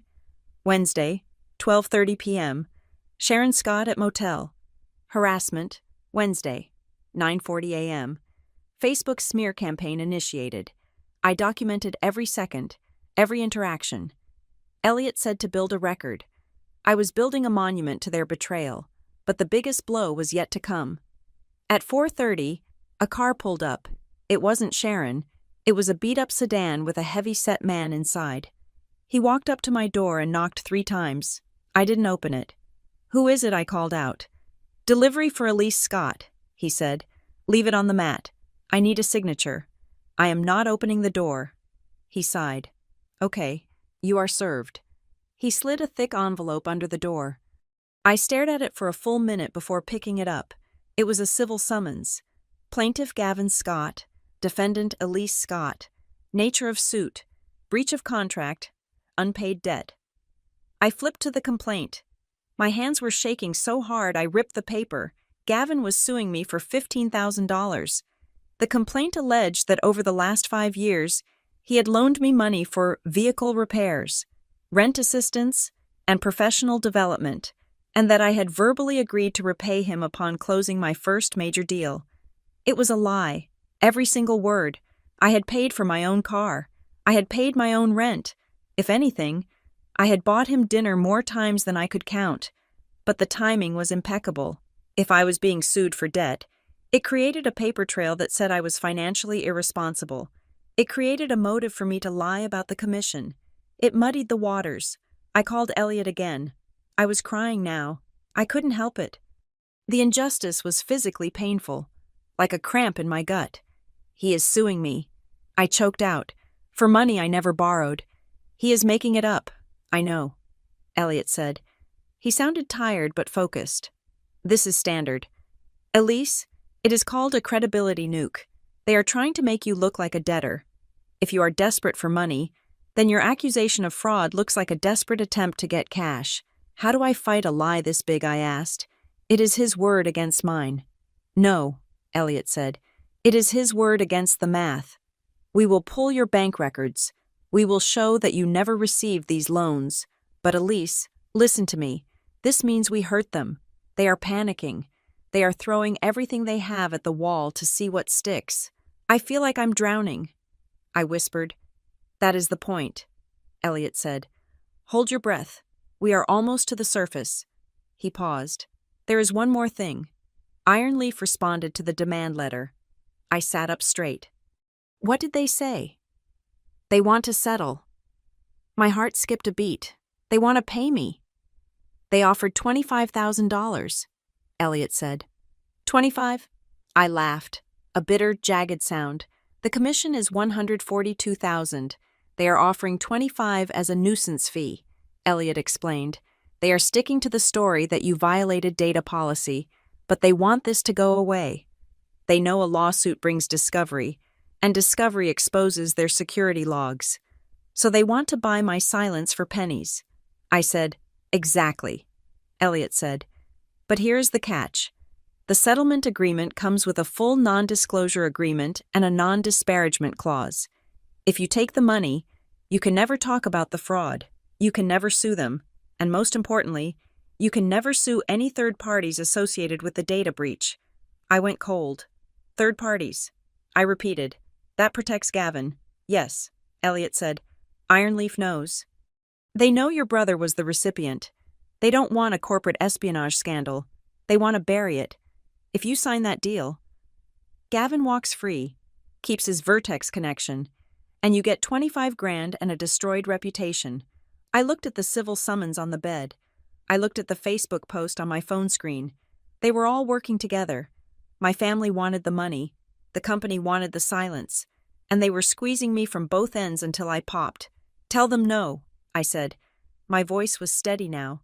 The tears were gone. Are you sure? Elliot asked. It is immediate cash. You could walk away. I don't want to walk away. I said, I want to burn it down. Rejection denied. Tell them we are filing the lawsuit tomorrow. Good, Elliot said. I was hoping you would say that. I hung up. I sat in the dark motel room, surrounded by the debris of my life. My family had declared war. My company had declared war. I picked up the pen and opened my notebook to a fresh page. Wednesday, 5:00 p.m. Settlement rejected. I wasn't a daughter anymore. I wasn't an employee. I was a witness, and I was going to make sure the jury heard every single word. I stared at the send button for a long time. The text message was drafted, sitting in the blue bubble like an unexploded ordnance. Okay, you win. I cannot take the pressure anymore. I will sign the papers to let Mom manage the commission. Just please call off the lawyers and stop the posts. I just want to be left alone. I pressed send. The response was immediate. It didn't take 3 minutes. It took 12 seconds. Oh, honey, Sharon wrote back. We knew you would make the right choice. We are just doing this because we love you. When can we meet? Then a separate text from Gavin. No love, just business. Meet us at the Notary on 4th Street at 2 p.m. Bring your driver's license. We need to verify the ID for the transfer. I felt a cold smile touch my lips. Bring your driver's license. They needed it because they had stolen my copy from the packet, but for a formal bank transfer or a power of attorney that stuck, they needed the physical card present. They needed me to legitimize the theft. I called Elliot Crane. They bit, I said. 2:00, the Notary next to the bagel shop. Perfect, Elliot said. His voice was sharp, eager. I have arranged the room, and our special guest is confirmed. Are you sure this is going to work? I asked, my nerves fluttering. If they see you, they will bolt. They won't see me until it is too late, Elliot assured me. And they won't be looking at me. They will be looking at the checkbook. At 1:55 p.m., I walked into the notary office. It was a small, dusty place with wood paneling from the 80s and a smell of dry paper and toner. Elliot had called ahead and rented the back conference room. I sat at the head of the table. To my left sat a woman in a gray suit. She looked like a librarian, glasses on a chain, hair in a bun, completely unassuming. She had a thick file folder in front of her. Thank you for coming, Mrs. Vance, I said. She nodded without smiling. Just call me Sarah. And don't worry, I have seen worse than this. Sarah wasn't a librarian. She was a senior fraud investigator from North Haven Credit Union, the bank where my personal account had been targeted with that $1 test transfer. Elliot had pulled strings to get her here, arguing that since federal wire fraud was in play, the bank had a vested interest in catching the perpetrators in the act of confession. At exactly 2:00, the door opened. The Scott family marched in like they owned the place. Dale was first, wearing his serious business polo shirt. Sharon followed, looking tragically relieved, clutching her purse. Gavin brought up the rear, checking his watch, looking bored. When they saw me, they stopped. Then they saw Sarah. "Who is this?" Gavin asked, his eyes narrowing. "We said family only. Elise. She is the notary's assistant," I lied smoothly. "She has to witness the signature because of the amount. It is over $10,000. Remember." Gavin relaxed. He didn't know banking regulations. He only knew hustles. "Fine. Let's get this over with. I have a meeting at 3. They sat down. Sharon took the seat closest to me, reaching out to pat my hand. I pulled it away before she could make contact. "I am so glad you came to your senses," Sharon sighed, opening her bag. She pulled out a fresh copy of the Power of Attorney document. "Your father and I didn't sleep a wink last night, worrying about you." "I bet," I said flatly. "So, this gives you control over the Ironleaf Commission." "It gives us management," Dale corrected, leaning forward. "We are going to put it in a high-yield trust. You will get an allowance. It is for your own good." "And the money goes where initially?" I asked. I needed them to say it. "To the family joint account," Sharon said quickly. "It is just faster that way. Honey, if we let it sit in your account, it might evaporate. Disappear. You have a history of impulsive spending." I looked at Sarah. She was taking notes. "Impulsive spending," I repeated. "Like buying a car or paying off student loans." "Don't start," Gavin snapped. He slid a pen across the table. "Just sign the damn paper. You agreed." "I did," I said. "But I have one question. The other night, when the direct deposit was changed, Gavin, you said you were just holding the access." Gavin rolled his eyes. He looked at the notary assistant, then back at me. He clearly thought Sarah was a nobody, part of the furniture. "We told you," Gavin said, his voice dripping with condescension. "We only changed the routing number to safeguard the funds. We are just keeping it safe. We aren't stealing it. We are diverting it to a secure location." "So you admit you changed the routing number?" Sarah spoke for the first time. Her voice was clear, authoritative. Gavin looked at her, startled. "Excuse me." Sarah opened her file. She pulled out a sheet of paper. It was the log from the bank's security system. "Mr. Scott?" Sarah said. "My name is Sarah Vance. I am with the Fraud Division of North Haven Credit Union. I also have the logs from the payroll processor used by Ironleaf." The room went deadly silent. You could hear the hum of the air conditioner. Gavin's face went from bored to ash gray in a single second. "What is this?" Dale stood up, his face turning red. "You said she was a notary." "I lied," I said, leaning back in my chair. "Just like you lied about the loans. Just like you lied about protecting me." "This is entrapment," Gavin shouted. He looked at the door, calculating his exit. "It is a voluntary meeting," Sarah said calmly, "and you just admitted to accessing her account to divert funds. That is a confession to unauthorized access under the Computer Fraud and Abuse Act." "We didn't take a dime," Sharon shrieked. The loving mother mask fell off, shattering on the floor. "We were helping her. She is unstable. Ask anyone." "We have the logs, Mrs. Scott," Sarah continued, relentless. "We know the login came from your IP address. We know the device used was Elise's, which means someone took possession of it, and we have a $1 test transfer to an account solely in Gavin Scott's name." She slid another paper across the table. It was the account info for the recipient of that $1. "That is not a family trust," Sarah noted. "That is a personal checking account." Gavin slammed his hand on the table. "She gave me the phone. She asked me to do it." "Did she?" Sarah asked.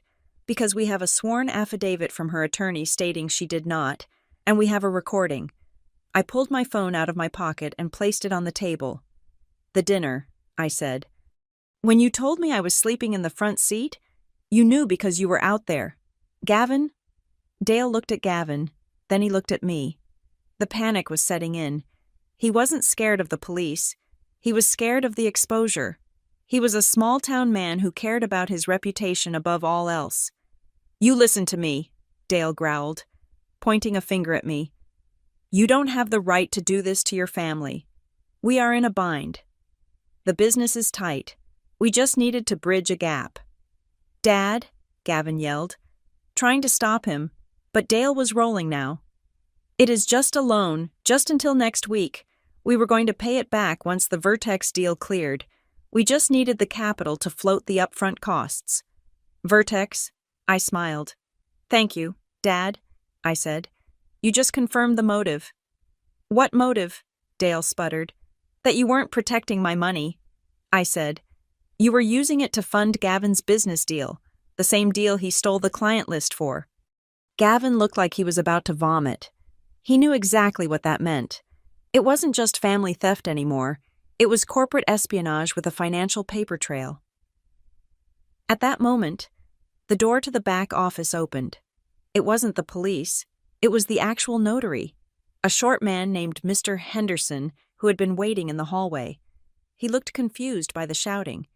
"Is everything ready for the signature?" he asked, holding his stamp. Elliot Crane walked in behind him. Elliot was tall, wearing a suit that cost more than my car, and he carried himself like a shark entering a seal tank. "Actually," Elliot said, his voice booming, "we have a question about a previous signature." He walked to the table and dropped a document in front of Sharon. It was the car title transfer request. I had received a notification about the one I had blocked, but Elliot had pulled the physical paperwork filed with the DMV earlier that morning. "This document," Elliot said, pointing to the bottom line, "it is dated yesterday. It transfers ownership of Elise's vehicle to Dale Scott, and it is signed Elise Scott." He looked at the notary. "Mr. Henderson, you notarized this yesterday, didn't you? With Mrs. Scott present?" Mr. Henderson squinted at the paper. "Yes, Mrs. Scott brought it in. She said her daughter was in the car, sick, and had signed it already." Elliot turned to me. "Elise, were you here yesterday?" "No," I said. "I was at a motel. I have the receipt." Elliot turned back to the family. The trap had snapped shut. "So," Elliot said, his voice dropping to a dangerous whisper, "not only do we have wire fraud and unauthorized computer access, we now have forgery of a government document, and since Mr. Henderson here notarized a signature he didn't witness based on your lie, Sharon, you have just implicated him in a felony." Sharon went white. She looked at Mr. Henderson, who was now backing away, looking horrified. "I didn't know," Sharon stammered. "I thought she said it was okay." "It is over," I said. I stood up. My legs were shaking, but not from fear, from the adrenaline of the kill. "I am not signing anything. The bank is freezing the transfer. Ironleaf is being notified of the Vertex connection. And Gavin." I looked at my brother. He was slumped in his chair, defeated. "I hope the Vertex deal was worth it," I said, "because you are never going to work in this town again." Dale stood up, his chair scraping violently against the floor. "You ungrateful bitch," he shouted. "We raised you. We fed you. Just wait until next week. If we don't pay the bridge loan, we lose the house. Is that what you want? You want us on the street?" "You told me to sleep in my car," I said, cold as ice. "I guess you can try it out for yourselves." I turned to walk out. "Elise," Sharon wailed, grabbing for my sleeve, "please, we will lose everything." I pulled my arm away. "You should have thought of that before you tried to erase me." I walked out of the notary office, into the bright afternoon sun. The air tasted sweet. For the first time in 3 days, I didn't feel like prey. I felt like the hunter. But as I reached my car, my phone buzzed. It was a notification from the DMV. "Alert vehicle registration suspended." I frowned. Suspended. Then another notification, this one from my insurance company. "Policy canceled due to non-payment." I froze. I had paid my premium. I had auto pay set up. I opened the app. The payment method had been changed 2 days ago to a credit card that was reported stolen. They had sabotaged me one last time before coming to the meeting. They knew if the meeting went south, they wanted to make sure I couldn't run. I looked back at the notary office window. Gavin was watching me through the glass. He wasn't looking defeated anymore. He was holding his phone up, showing me a screen. It was a picture of my car. And then, a tow truck turned the corner. They weren't done. If they couldn't have the money, they were going to strip the assets right off the pavement. I wasn't the hunter yet. We were just in the final round. The tow truck driver was a man named Earl, and he was the only reason I still had a vehicle. He had looked at the paperwork on his clipboard, then at me standing in the parking lot with tears of rage drying on my face, and he had shaken his head. "The system says the title transfer is pending," Earl had said, tapping his tablet. "It is flagged as in process at the downtown branch. Technically, I can't tow it until the update clears. But lady, if I were you, I would get down there. Once that enter key is hit, this car belongs to a Dale Scott, and I have to take it." I didn't wait to thank him. I got into my car, which they were actively trying to steal from under me, and peeled out of the lot. The Department of Motor Vehicles was 4 miles away. It was 3:45 in the afternoon. They closed at 4:30. I drove with a recklessness that would have terrified my former self. I ran a yellow light that had been red for a solid second. I cut off a delivery van. My hands were gripping the steering wheel so hard the leather groaned. The notification on my phone was still pulsing. Title transfer request initiated. PIN required for override.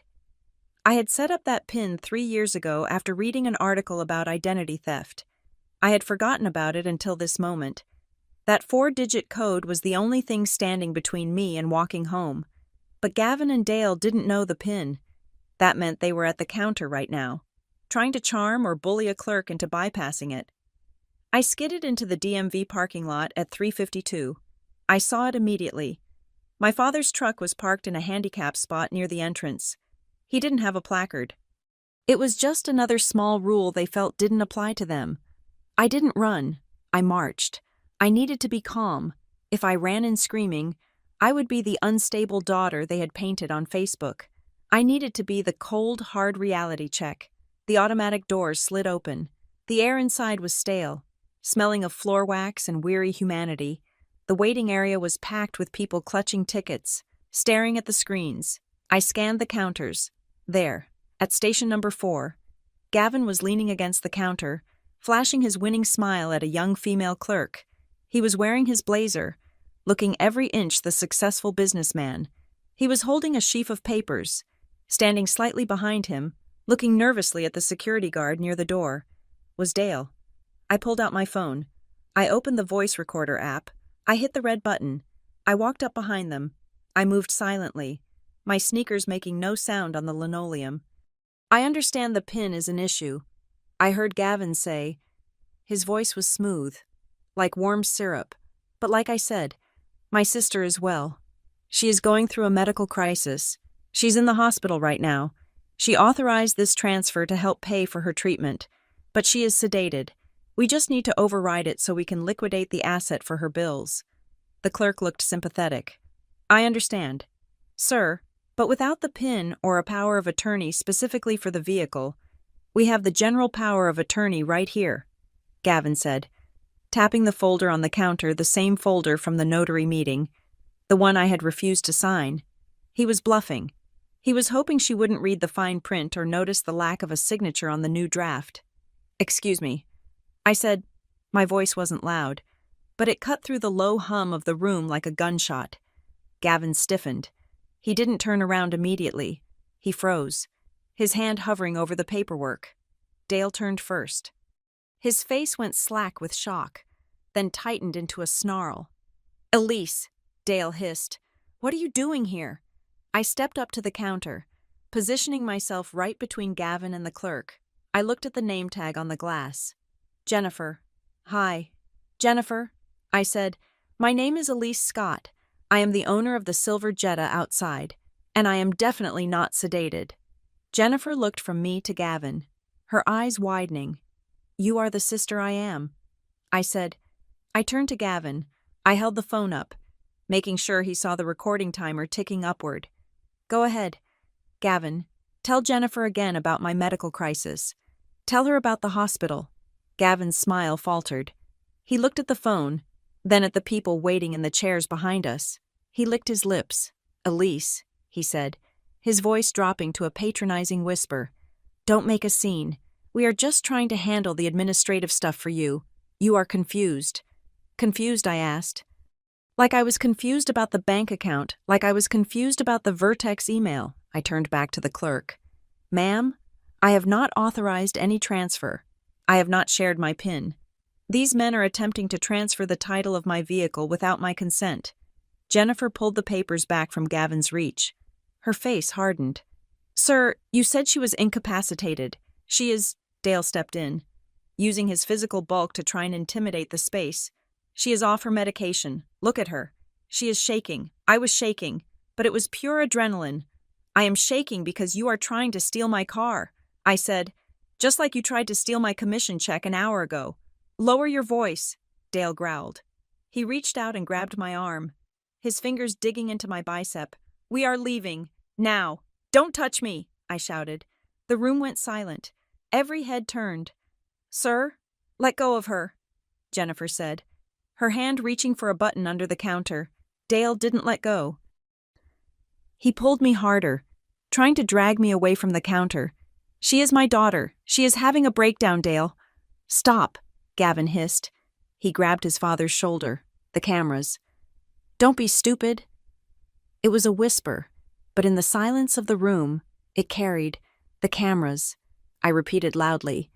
You are worried about the cameras, not about assaulting your daughter. A heavy hand landed on Dale's shoulder. A uniformed security guard was there. Sir, release the lady, the guard said. Now. Dale let go of me as if I were burning. He stepped back, straightening his shirt, trying to regain his dignity. This is a family matter, he muttered. We are just trying to help her. It looks like theft to me, the guard said. Jennifer, hold the paperwork. Wait, Gavin said, trying to scoop up the documents. We will just come back another time. Clearly, she is too upset right now. No, I said, nobody is leaving. I placed my bag on the counter. I opened it. I pulled out the file folder I had brought from the notary, meeting the one containing the evidence Elliot and the bank investigator had compiled. Jennifer, I said, I want to file a fraud report on my registration, and I want you to look at this. I slid the documents through the slot in the glass. This is a log of unauthorized access to my payroll account, I said, my voice steady and clear. This is an affidavit from the notary, Mr. Henderson, stating that my mother forged my signature on a document yesterday, and this I pulled out my phone and played the audio file from the dinner table. Gavin's voice rang out, tinny but unmistakable. We only changed the routing number to safeguard the funds. That is out of context, Gavin shouted. He was sweating now. The charm was gone, replaced by the cornered look of a rat. Sir, step back from the counter, the guard ordered. You don't understand, Sharon's voice suddenly pierced the air. I hadn't even seen her come in. She must have been waiting in the car, or in the restroom. She rushed forward, tears already streaming down her face. My baby is sick. She hallucinates. These papers are fake. She made them on her computer. It was a full-on performance. The sobbing mother, the concerned father, the responsible brother, against the lonely, hysterical daughter. For a second, I saw doubt in the guard's eyes. They were good. They were so incredibly good at this. She sleeps in her car, Sharon wailed, pointing at me. Does a sane person sleep in their car? We are just trying to bring her home. The crowd was murmuring. I felt the weight of their judgment. A woman sleeping in her car, a family trying to help. It was a compelling story. I looked at Gavin. He was clutching a manila envelope tight against his chest. It wasn't the folder he had on the counter. It was a separate envelope. He had been holding it under his arm the whole time. I remembered the box. The empty deal close packet in the laundry room. Why was I sleeping in my car? Gavin, I asked softly. He blinked. Because you are unstable. No, I said. You told me to sleep in the car. I took a step toward him. You told me the house was full. You told me to sleep in the driveway, but it wasn't because there was no room. Was it? I looked at the envelope in his hands. It was because you needed access. I said, you needed me asleep so you could go through my things. You needed the keys. You needed the glove box. I pointed at the envelope. What is in there? Gavin. He clutched it tighter. Nothing. Business papers. Is it my social security card? I asked. Is it my birth certificate? The thing's missing from my box. You are crazy, he spat. Officer, I said to the guard. My identity documents were stolen from my vehicle 2 nights ago. I believe he is holding them right now. If those are his business papers, surely he won't mind showing you. The guard looked at Gavin. Sir, I don't have to show you anything, Gavin said, backing away. This is harassment. If you are trying to process a title transfer, Jennifer said from behind the glass, I need to verify the identification of the seller. If you have the seller's documents, that is part of the transaction. Gavin stammered. Show him. Gavin. I said, or are you afraid they will see my name on them? Gavin panicked. He tried to shove the envelope into his jacket pocket, but his hands were shaking. He fumbled. The envelope slipped. It hit the floor with a flat slap, because it wasn't sealed. The contents slid out. A blue social security card, a birth certificate with a raised seal, and a passport. My passport. I stared at the passport. I hadn't even realized it was missing. I kept it in the emergency kit in my trunk. The realization hit me like a physical blow to the chest. It knocked the wind out of me. They hadn't just gone through the box in the front seat. They had popped the trunk. They had spent hours that night, while I shivered in the cold, methodically stripping my car of every single document needed to become me. Sleep in your car. It wasn't an insult. It was a tactic. If I was in the house, I would have my purse with me. I would have my keys in my pocket. By forcing me into the car, they ensured that I would eventually fall asleep inside the target. They ensured that my guard would be down. They ensured that I would be the unwitting guardian of my own robbery until they were ready to extract the goods. The guard looked down at the documents. He looked at the passport photo. Then he looked at me. That is you, the guard said. He looked at Gavin. Sir, put your hands on the counter, now. It is a misunderstanding, Dale shouted, trying to block the guard's view. She gave them to us for safekeeping. Then why did you say they were business papers? The guard asked, his hand resting on his belt. Step back, both of you. Gavin looked at me. His eyes were wide, terrified. The arrogance was gone. The Vertex swagger was gone. Elise, he pleaded, tell him we are holding them for you. I looked at my brother. I looked at the man who had sold my career for a connection. I looked at the man who had watched me sleep in the freezing cold while he robbed me. I have never seen those papers in his possession before. I said clearly, he stole them. Jennifer picked up the phone behind the counter. I am calling the police, she said. Sharon let out a wail that wasn't acting this time. It was the sound of a woman watching her future collapse. No police, she screamed. Elise, stop this. We are your family. No, I said, picking up my passport from the floor. You are just the people who used to live in my house. I turned my back on them as the flashing blue lights of a police cruiser reflected against the glass doors of the entrance. They had tried to take my future. Instead, they had just forfeited their own. The fallout from the DMV incident was swift, brutal, and entirely necessary. While the police did not arrest Gavin on the spot, white-collar crime involving family disputes often requires a slow, grinding investigation rather than handcuffs. In a lobby, the report was filed, the incident number was generated, and most importantly, the paper trail was now indelible.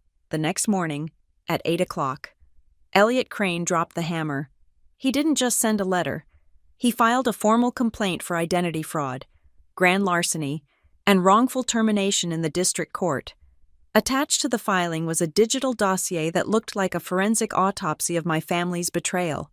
It contained the voice recordings of Gavin admitting to the bank transfer. It contained the affidavit from the notary, proving Sharon's forgery. It contained the IP logs Caleb Vance had risked his career to pull. But the most damaging piece of evidence was the Vertex keycard I had found in the junk drawer. Elliot sent a copy of that keycard scan directly to the board of directors at Ironleaf. He didn't ask for a meeting. He demanded one, stating that if they did not address the corporate espionage occurring under their noses, he would take the story to the industry trade journals by noon on Friday. Corporations do not fear justice. They fear embarrassment, and they fear liability. By 10 o'clock, we were sitting in the main conference room at Ironleaf, the same room where, just 48 hours prior, Marcus had shaken my hand and promised me a record-breaking commission. The atmosphere was sterile and freezing. On one side of the mahogany table sat the general counsel for Ironleaf, a man named Sterling who looked like he was carved out of granite. Beside him was the HR director who had fired me, looking significantly less confident than she had 2 days ago. On my side sat Elliot Crane and Sarah Vance, the fraud investigator from the bank. I sat in the middle. I wasn't wearing a suit. I was wearing jeans and a clean sweater. I was done dressing up for people who wanted to destroy me. Sterling opened a file. He didn't offer coffee.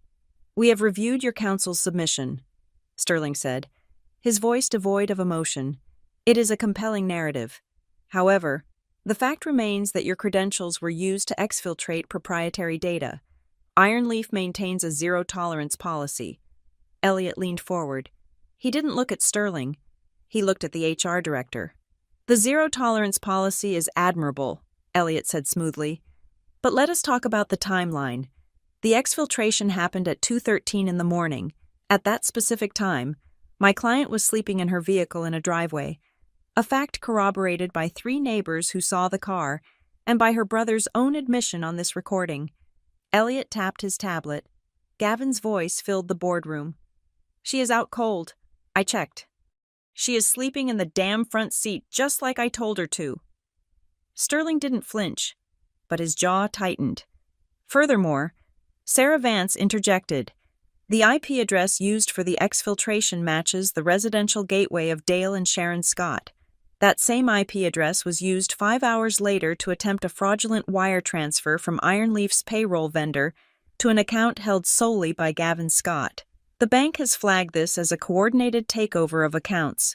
That is a family matter," Sterling said dismissively. "It becomes a company matter when the recipient of the stolen data is Vertex Development," Elliot countered. He slid the photo of the keycard across the table. "This keycard was found in the possession of Gavin Scott. He is a consultant for Vertex. If you persist in withholding Ms. Scott's commission based on an action her brother took to steal your clients, you are not just wrongfully terminating an employee. You are aiding and abetting the competitor who is robbing you." The room went silent.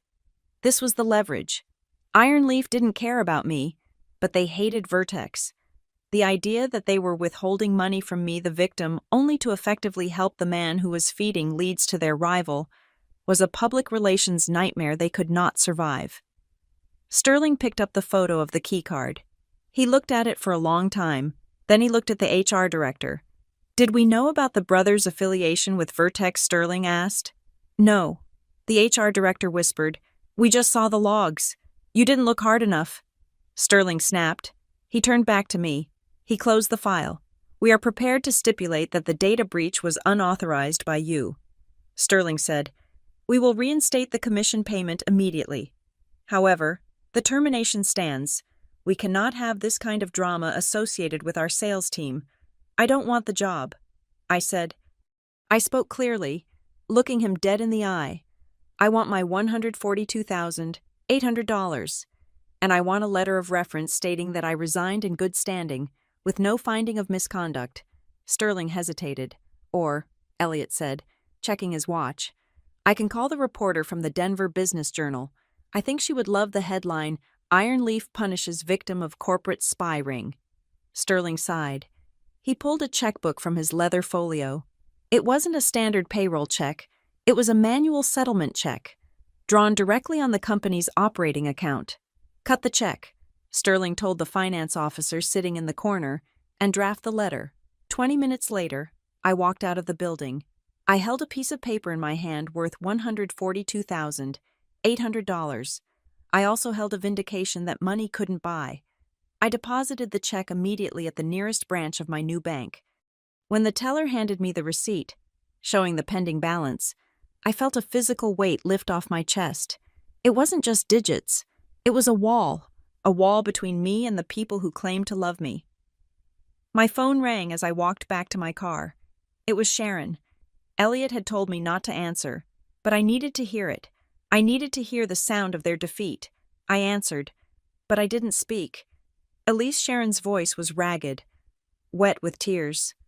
Elise, please. The bank just called. They froze everything. The joint account, your father's pension access, even the credit cards. I know. I said, you have to stop this, she begged. We can't buy groceries. The bridge loan for Gavin's deal is due tomorrow. If we don't pay it, the investors will come after the house. We put the deed up as collateral. I stopped walking. I stood in the middle of the parking lot, the wind whipping my hair across my face. You put the house up for Gavin's deal, I asked. We had to. Sharon sobbed. He said it was a sure thing. He said the commission would cover the interest until the Vertex payout came. Elise, we are going to lose the home you grew up in. It is not my home, I said. It is the place where you watched me sleep in a car while you stole my passport. We are your parents, she screamed. How can you be so cruel? I looked at the phone. I looked at the end call button. I am not being cruel. Mom, I said, I am being a stranger. Isn't that what you wanted? You treated me like a mark. Strangers don't pay your mortgage. Elise. I handed the phone to Elliot, who was walking beside me. Take it, I said. Elliot put the phone to his ear. His voice was the temperature of liquid nitrogen. Mrs. Scott, Elliot said. This is Ms. Scott's attorney. You are currently under investigation for wire fraud and conspiracy. Any further attempt to contact my client will be considered witness intimidation and will be added to the complaint. Do not call this number again. He hung up. He handed the phone back to me. You okay? He asked. I think so. I said, I think I'm finally okay. We reached my car, but I wasn't alone. Leaning against the driver's side door was Gavin. He looked terrible. His suit was wrinkled. His eyes were bloodshot. He looked like a man who had not slept since the papers fell on the DMV floor. Elliot stepped forward, placing himself between me and my brother. Step away from the vehicle. Mr. Scott. Gavin ignored him. He looked at me. He didn't look angry anymore. He looked exhausted. He looked small. You blew it all up, Gavin said. His voice was hollow. The Vertex deal. The investors. They pulled out this morning when they heard about the investigation. I am finished. Elise, you finished yourself. I said, you got greedy. I was trying to help the family. He insisted, falling back on the old lie. I was trying to hit a home run for everyone. You were just the buy-in. I am not a buy-in. I said, I am your sister. And you told me to sleep in a car. He shook his head, letting out a bitter laugh. You are really going to let Mom and Dad lose the house over money? No, I said, over trust and Gavin. The next time you try to steal someone's life, make sure they aren't better at the paperwork than you are. You are overreacting, he muttered, the reflex dying hard. You always do. No, I said. I am just doing right. I unlocked the car. Move, Gavin, or Elliot will call the police. And this time, they won't just take a report. Gavin looked at Elliot. He looked at the hard set of my jaw. He realized, finally, that the game was over. He pushed himself off the car and walked away across the asphalt. He didn't look back. He walked with the heavy, shuffling gait of a man who knows the bill has finally come due. I got into the driver's seat. It was the same seat I had slept in for 2 nights, the same seat where I had cried, the same seat where I had realized I was alone. But it didn't feel like a cage anymore. It felt like a cockpit. I pulled out my phone one last time. I opened my email app. I drafted a new message. Recipients: Sharon, Dale, Gavin, Subjas. Subject: final notice. Effective immediately. I have severed all financial and personal ties with you. My social security number has been flagged for high alert fraud monitoring. Any attempt to use my name, my credit, or my identity will result in an immediate criminal referral. I have instructed my attorney to prosecute any violations to the fullest extent of the law. Do not contact me. Do not come to my workplace. Do not look for me. You wanted my money more than you wanted me. Now you have neither. Goodbye. I pressed send. Then, I went to my contact list. I scrolled down to the group labeled family. I hit edit. I hit delete group. Are you sure you want to delete this group? The phone asked. Yes, I whispered. I watched the names disappear. I looked at the banking app running in the background. Balance $142,800. It was enough to start over. It was enough to move to a new city. Maybe somewhere near the ocean. Somewhere the air didn't smell like betrayal. I put the car in gear. I looked at the rearview mirror. The Iron Leaf building loomed behind me, a glass monolith where I had lost my innocence. Somewhere in the distance, my parents were sitting in a house that belonged to the bank, realizing that the daughter they tried to break was the only thing that could have saved them. I didn't feel sad. I felt light. I turned the radio on. I rolled the window down, and for the first time in my life, I didn't wait for permission to drive. I just pressed the gas and left them all in the dust. Thank you so much for listening to Elise's story of betrayal and redemption. It is a hard road to walk when the people who hurt you are the ones who are supposed to protect you. But sometimes, walking away is the only way to survive. I would love to know where you are tuning in from today. Drop your city or country in the comments below. Let's see how far our community reaches. If you enjoyed this story, please make sure to subscribe to Maya Revenge Stories. Hit that like button and smash the hype button to help this video get recommended to more people who might need to hear that they are strong enough to stand alone. See you in the next story.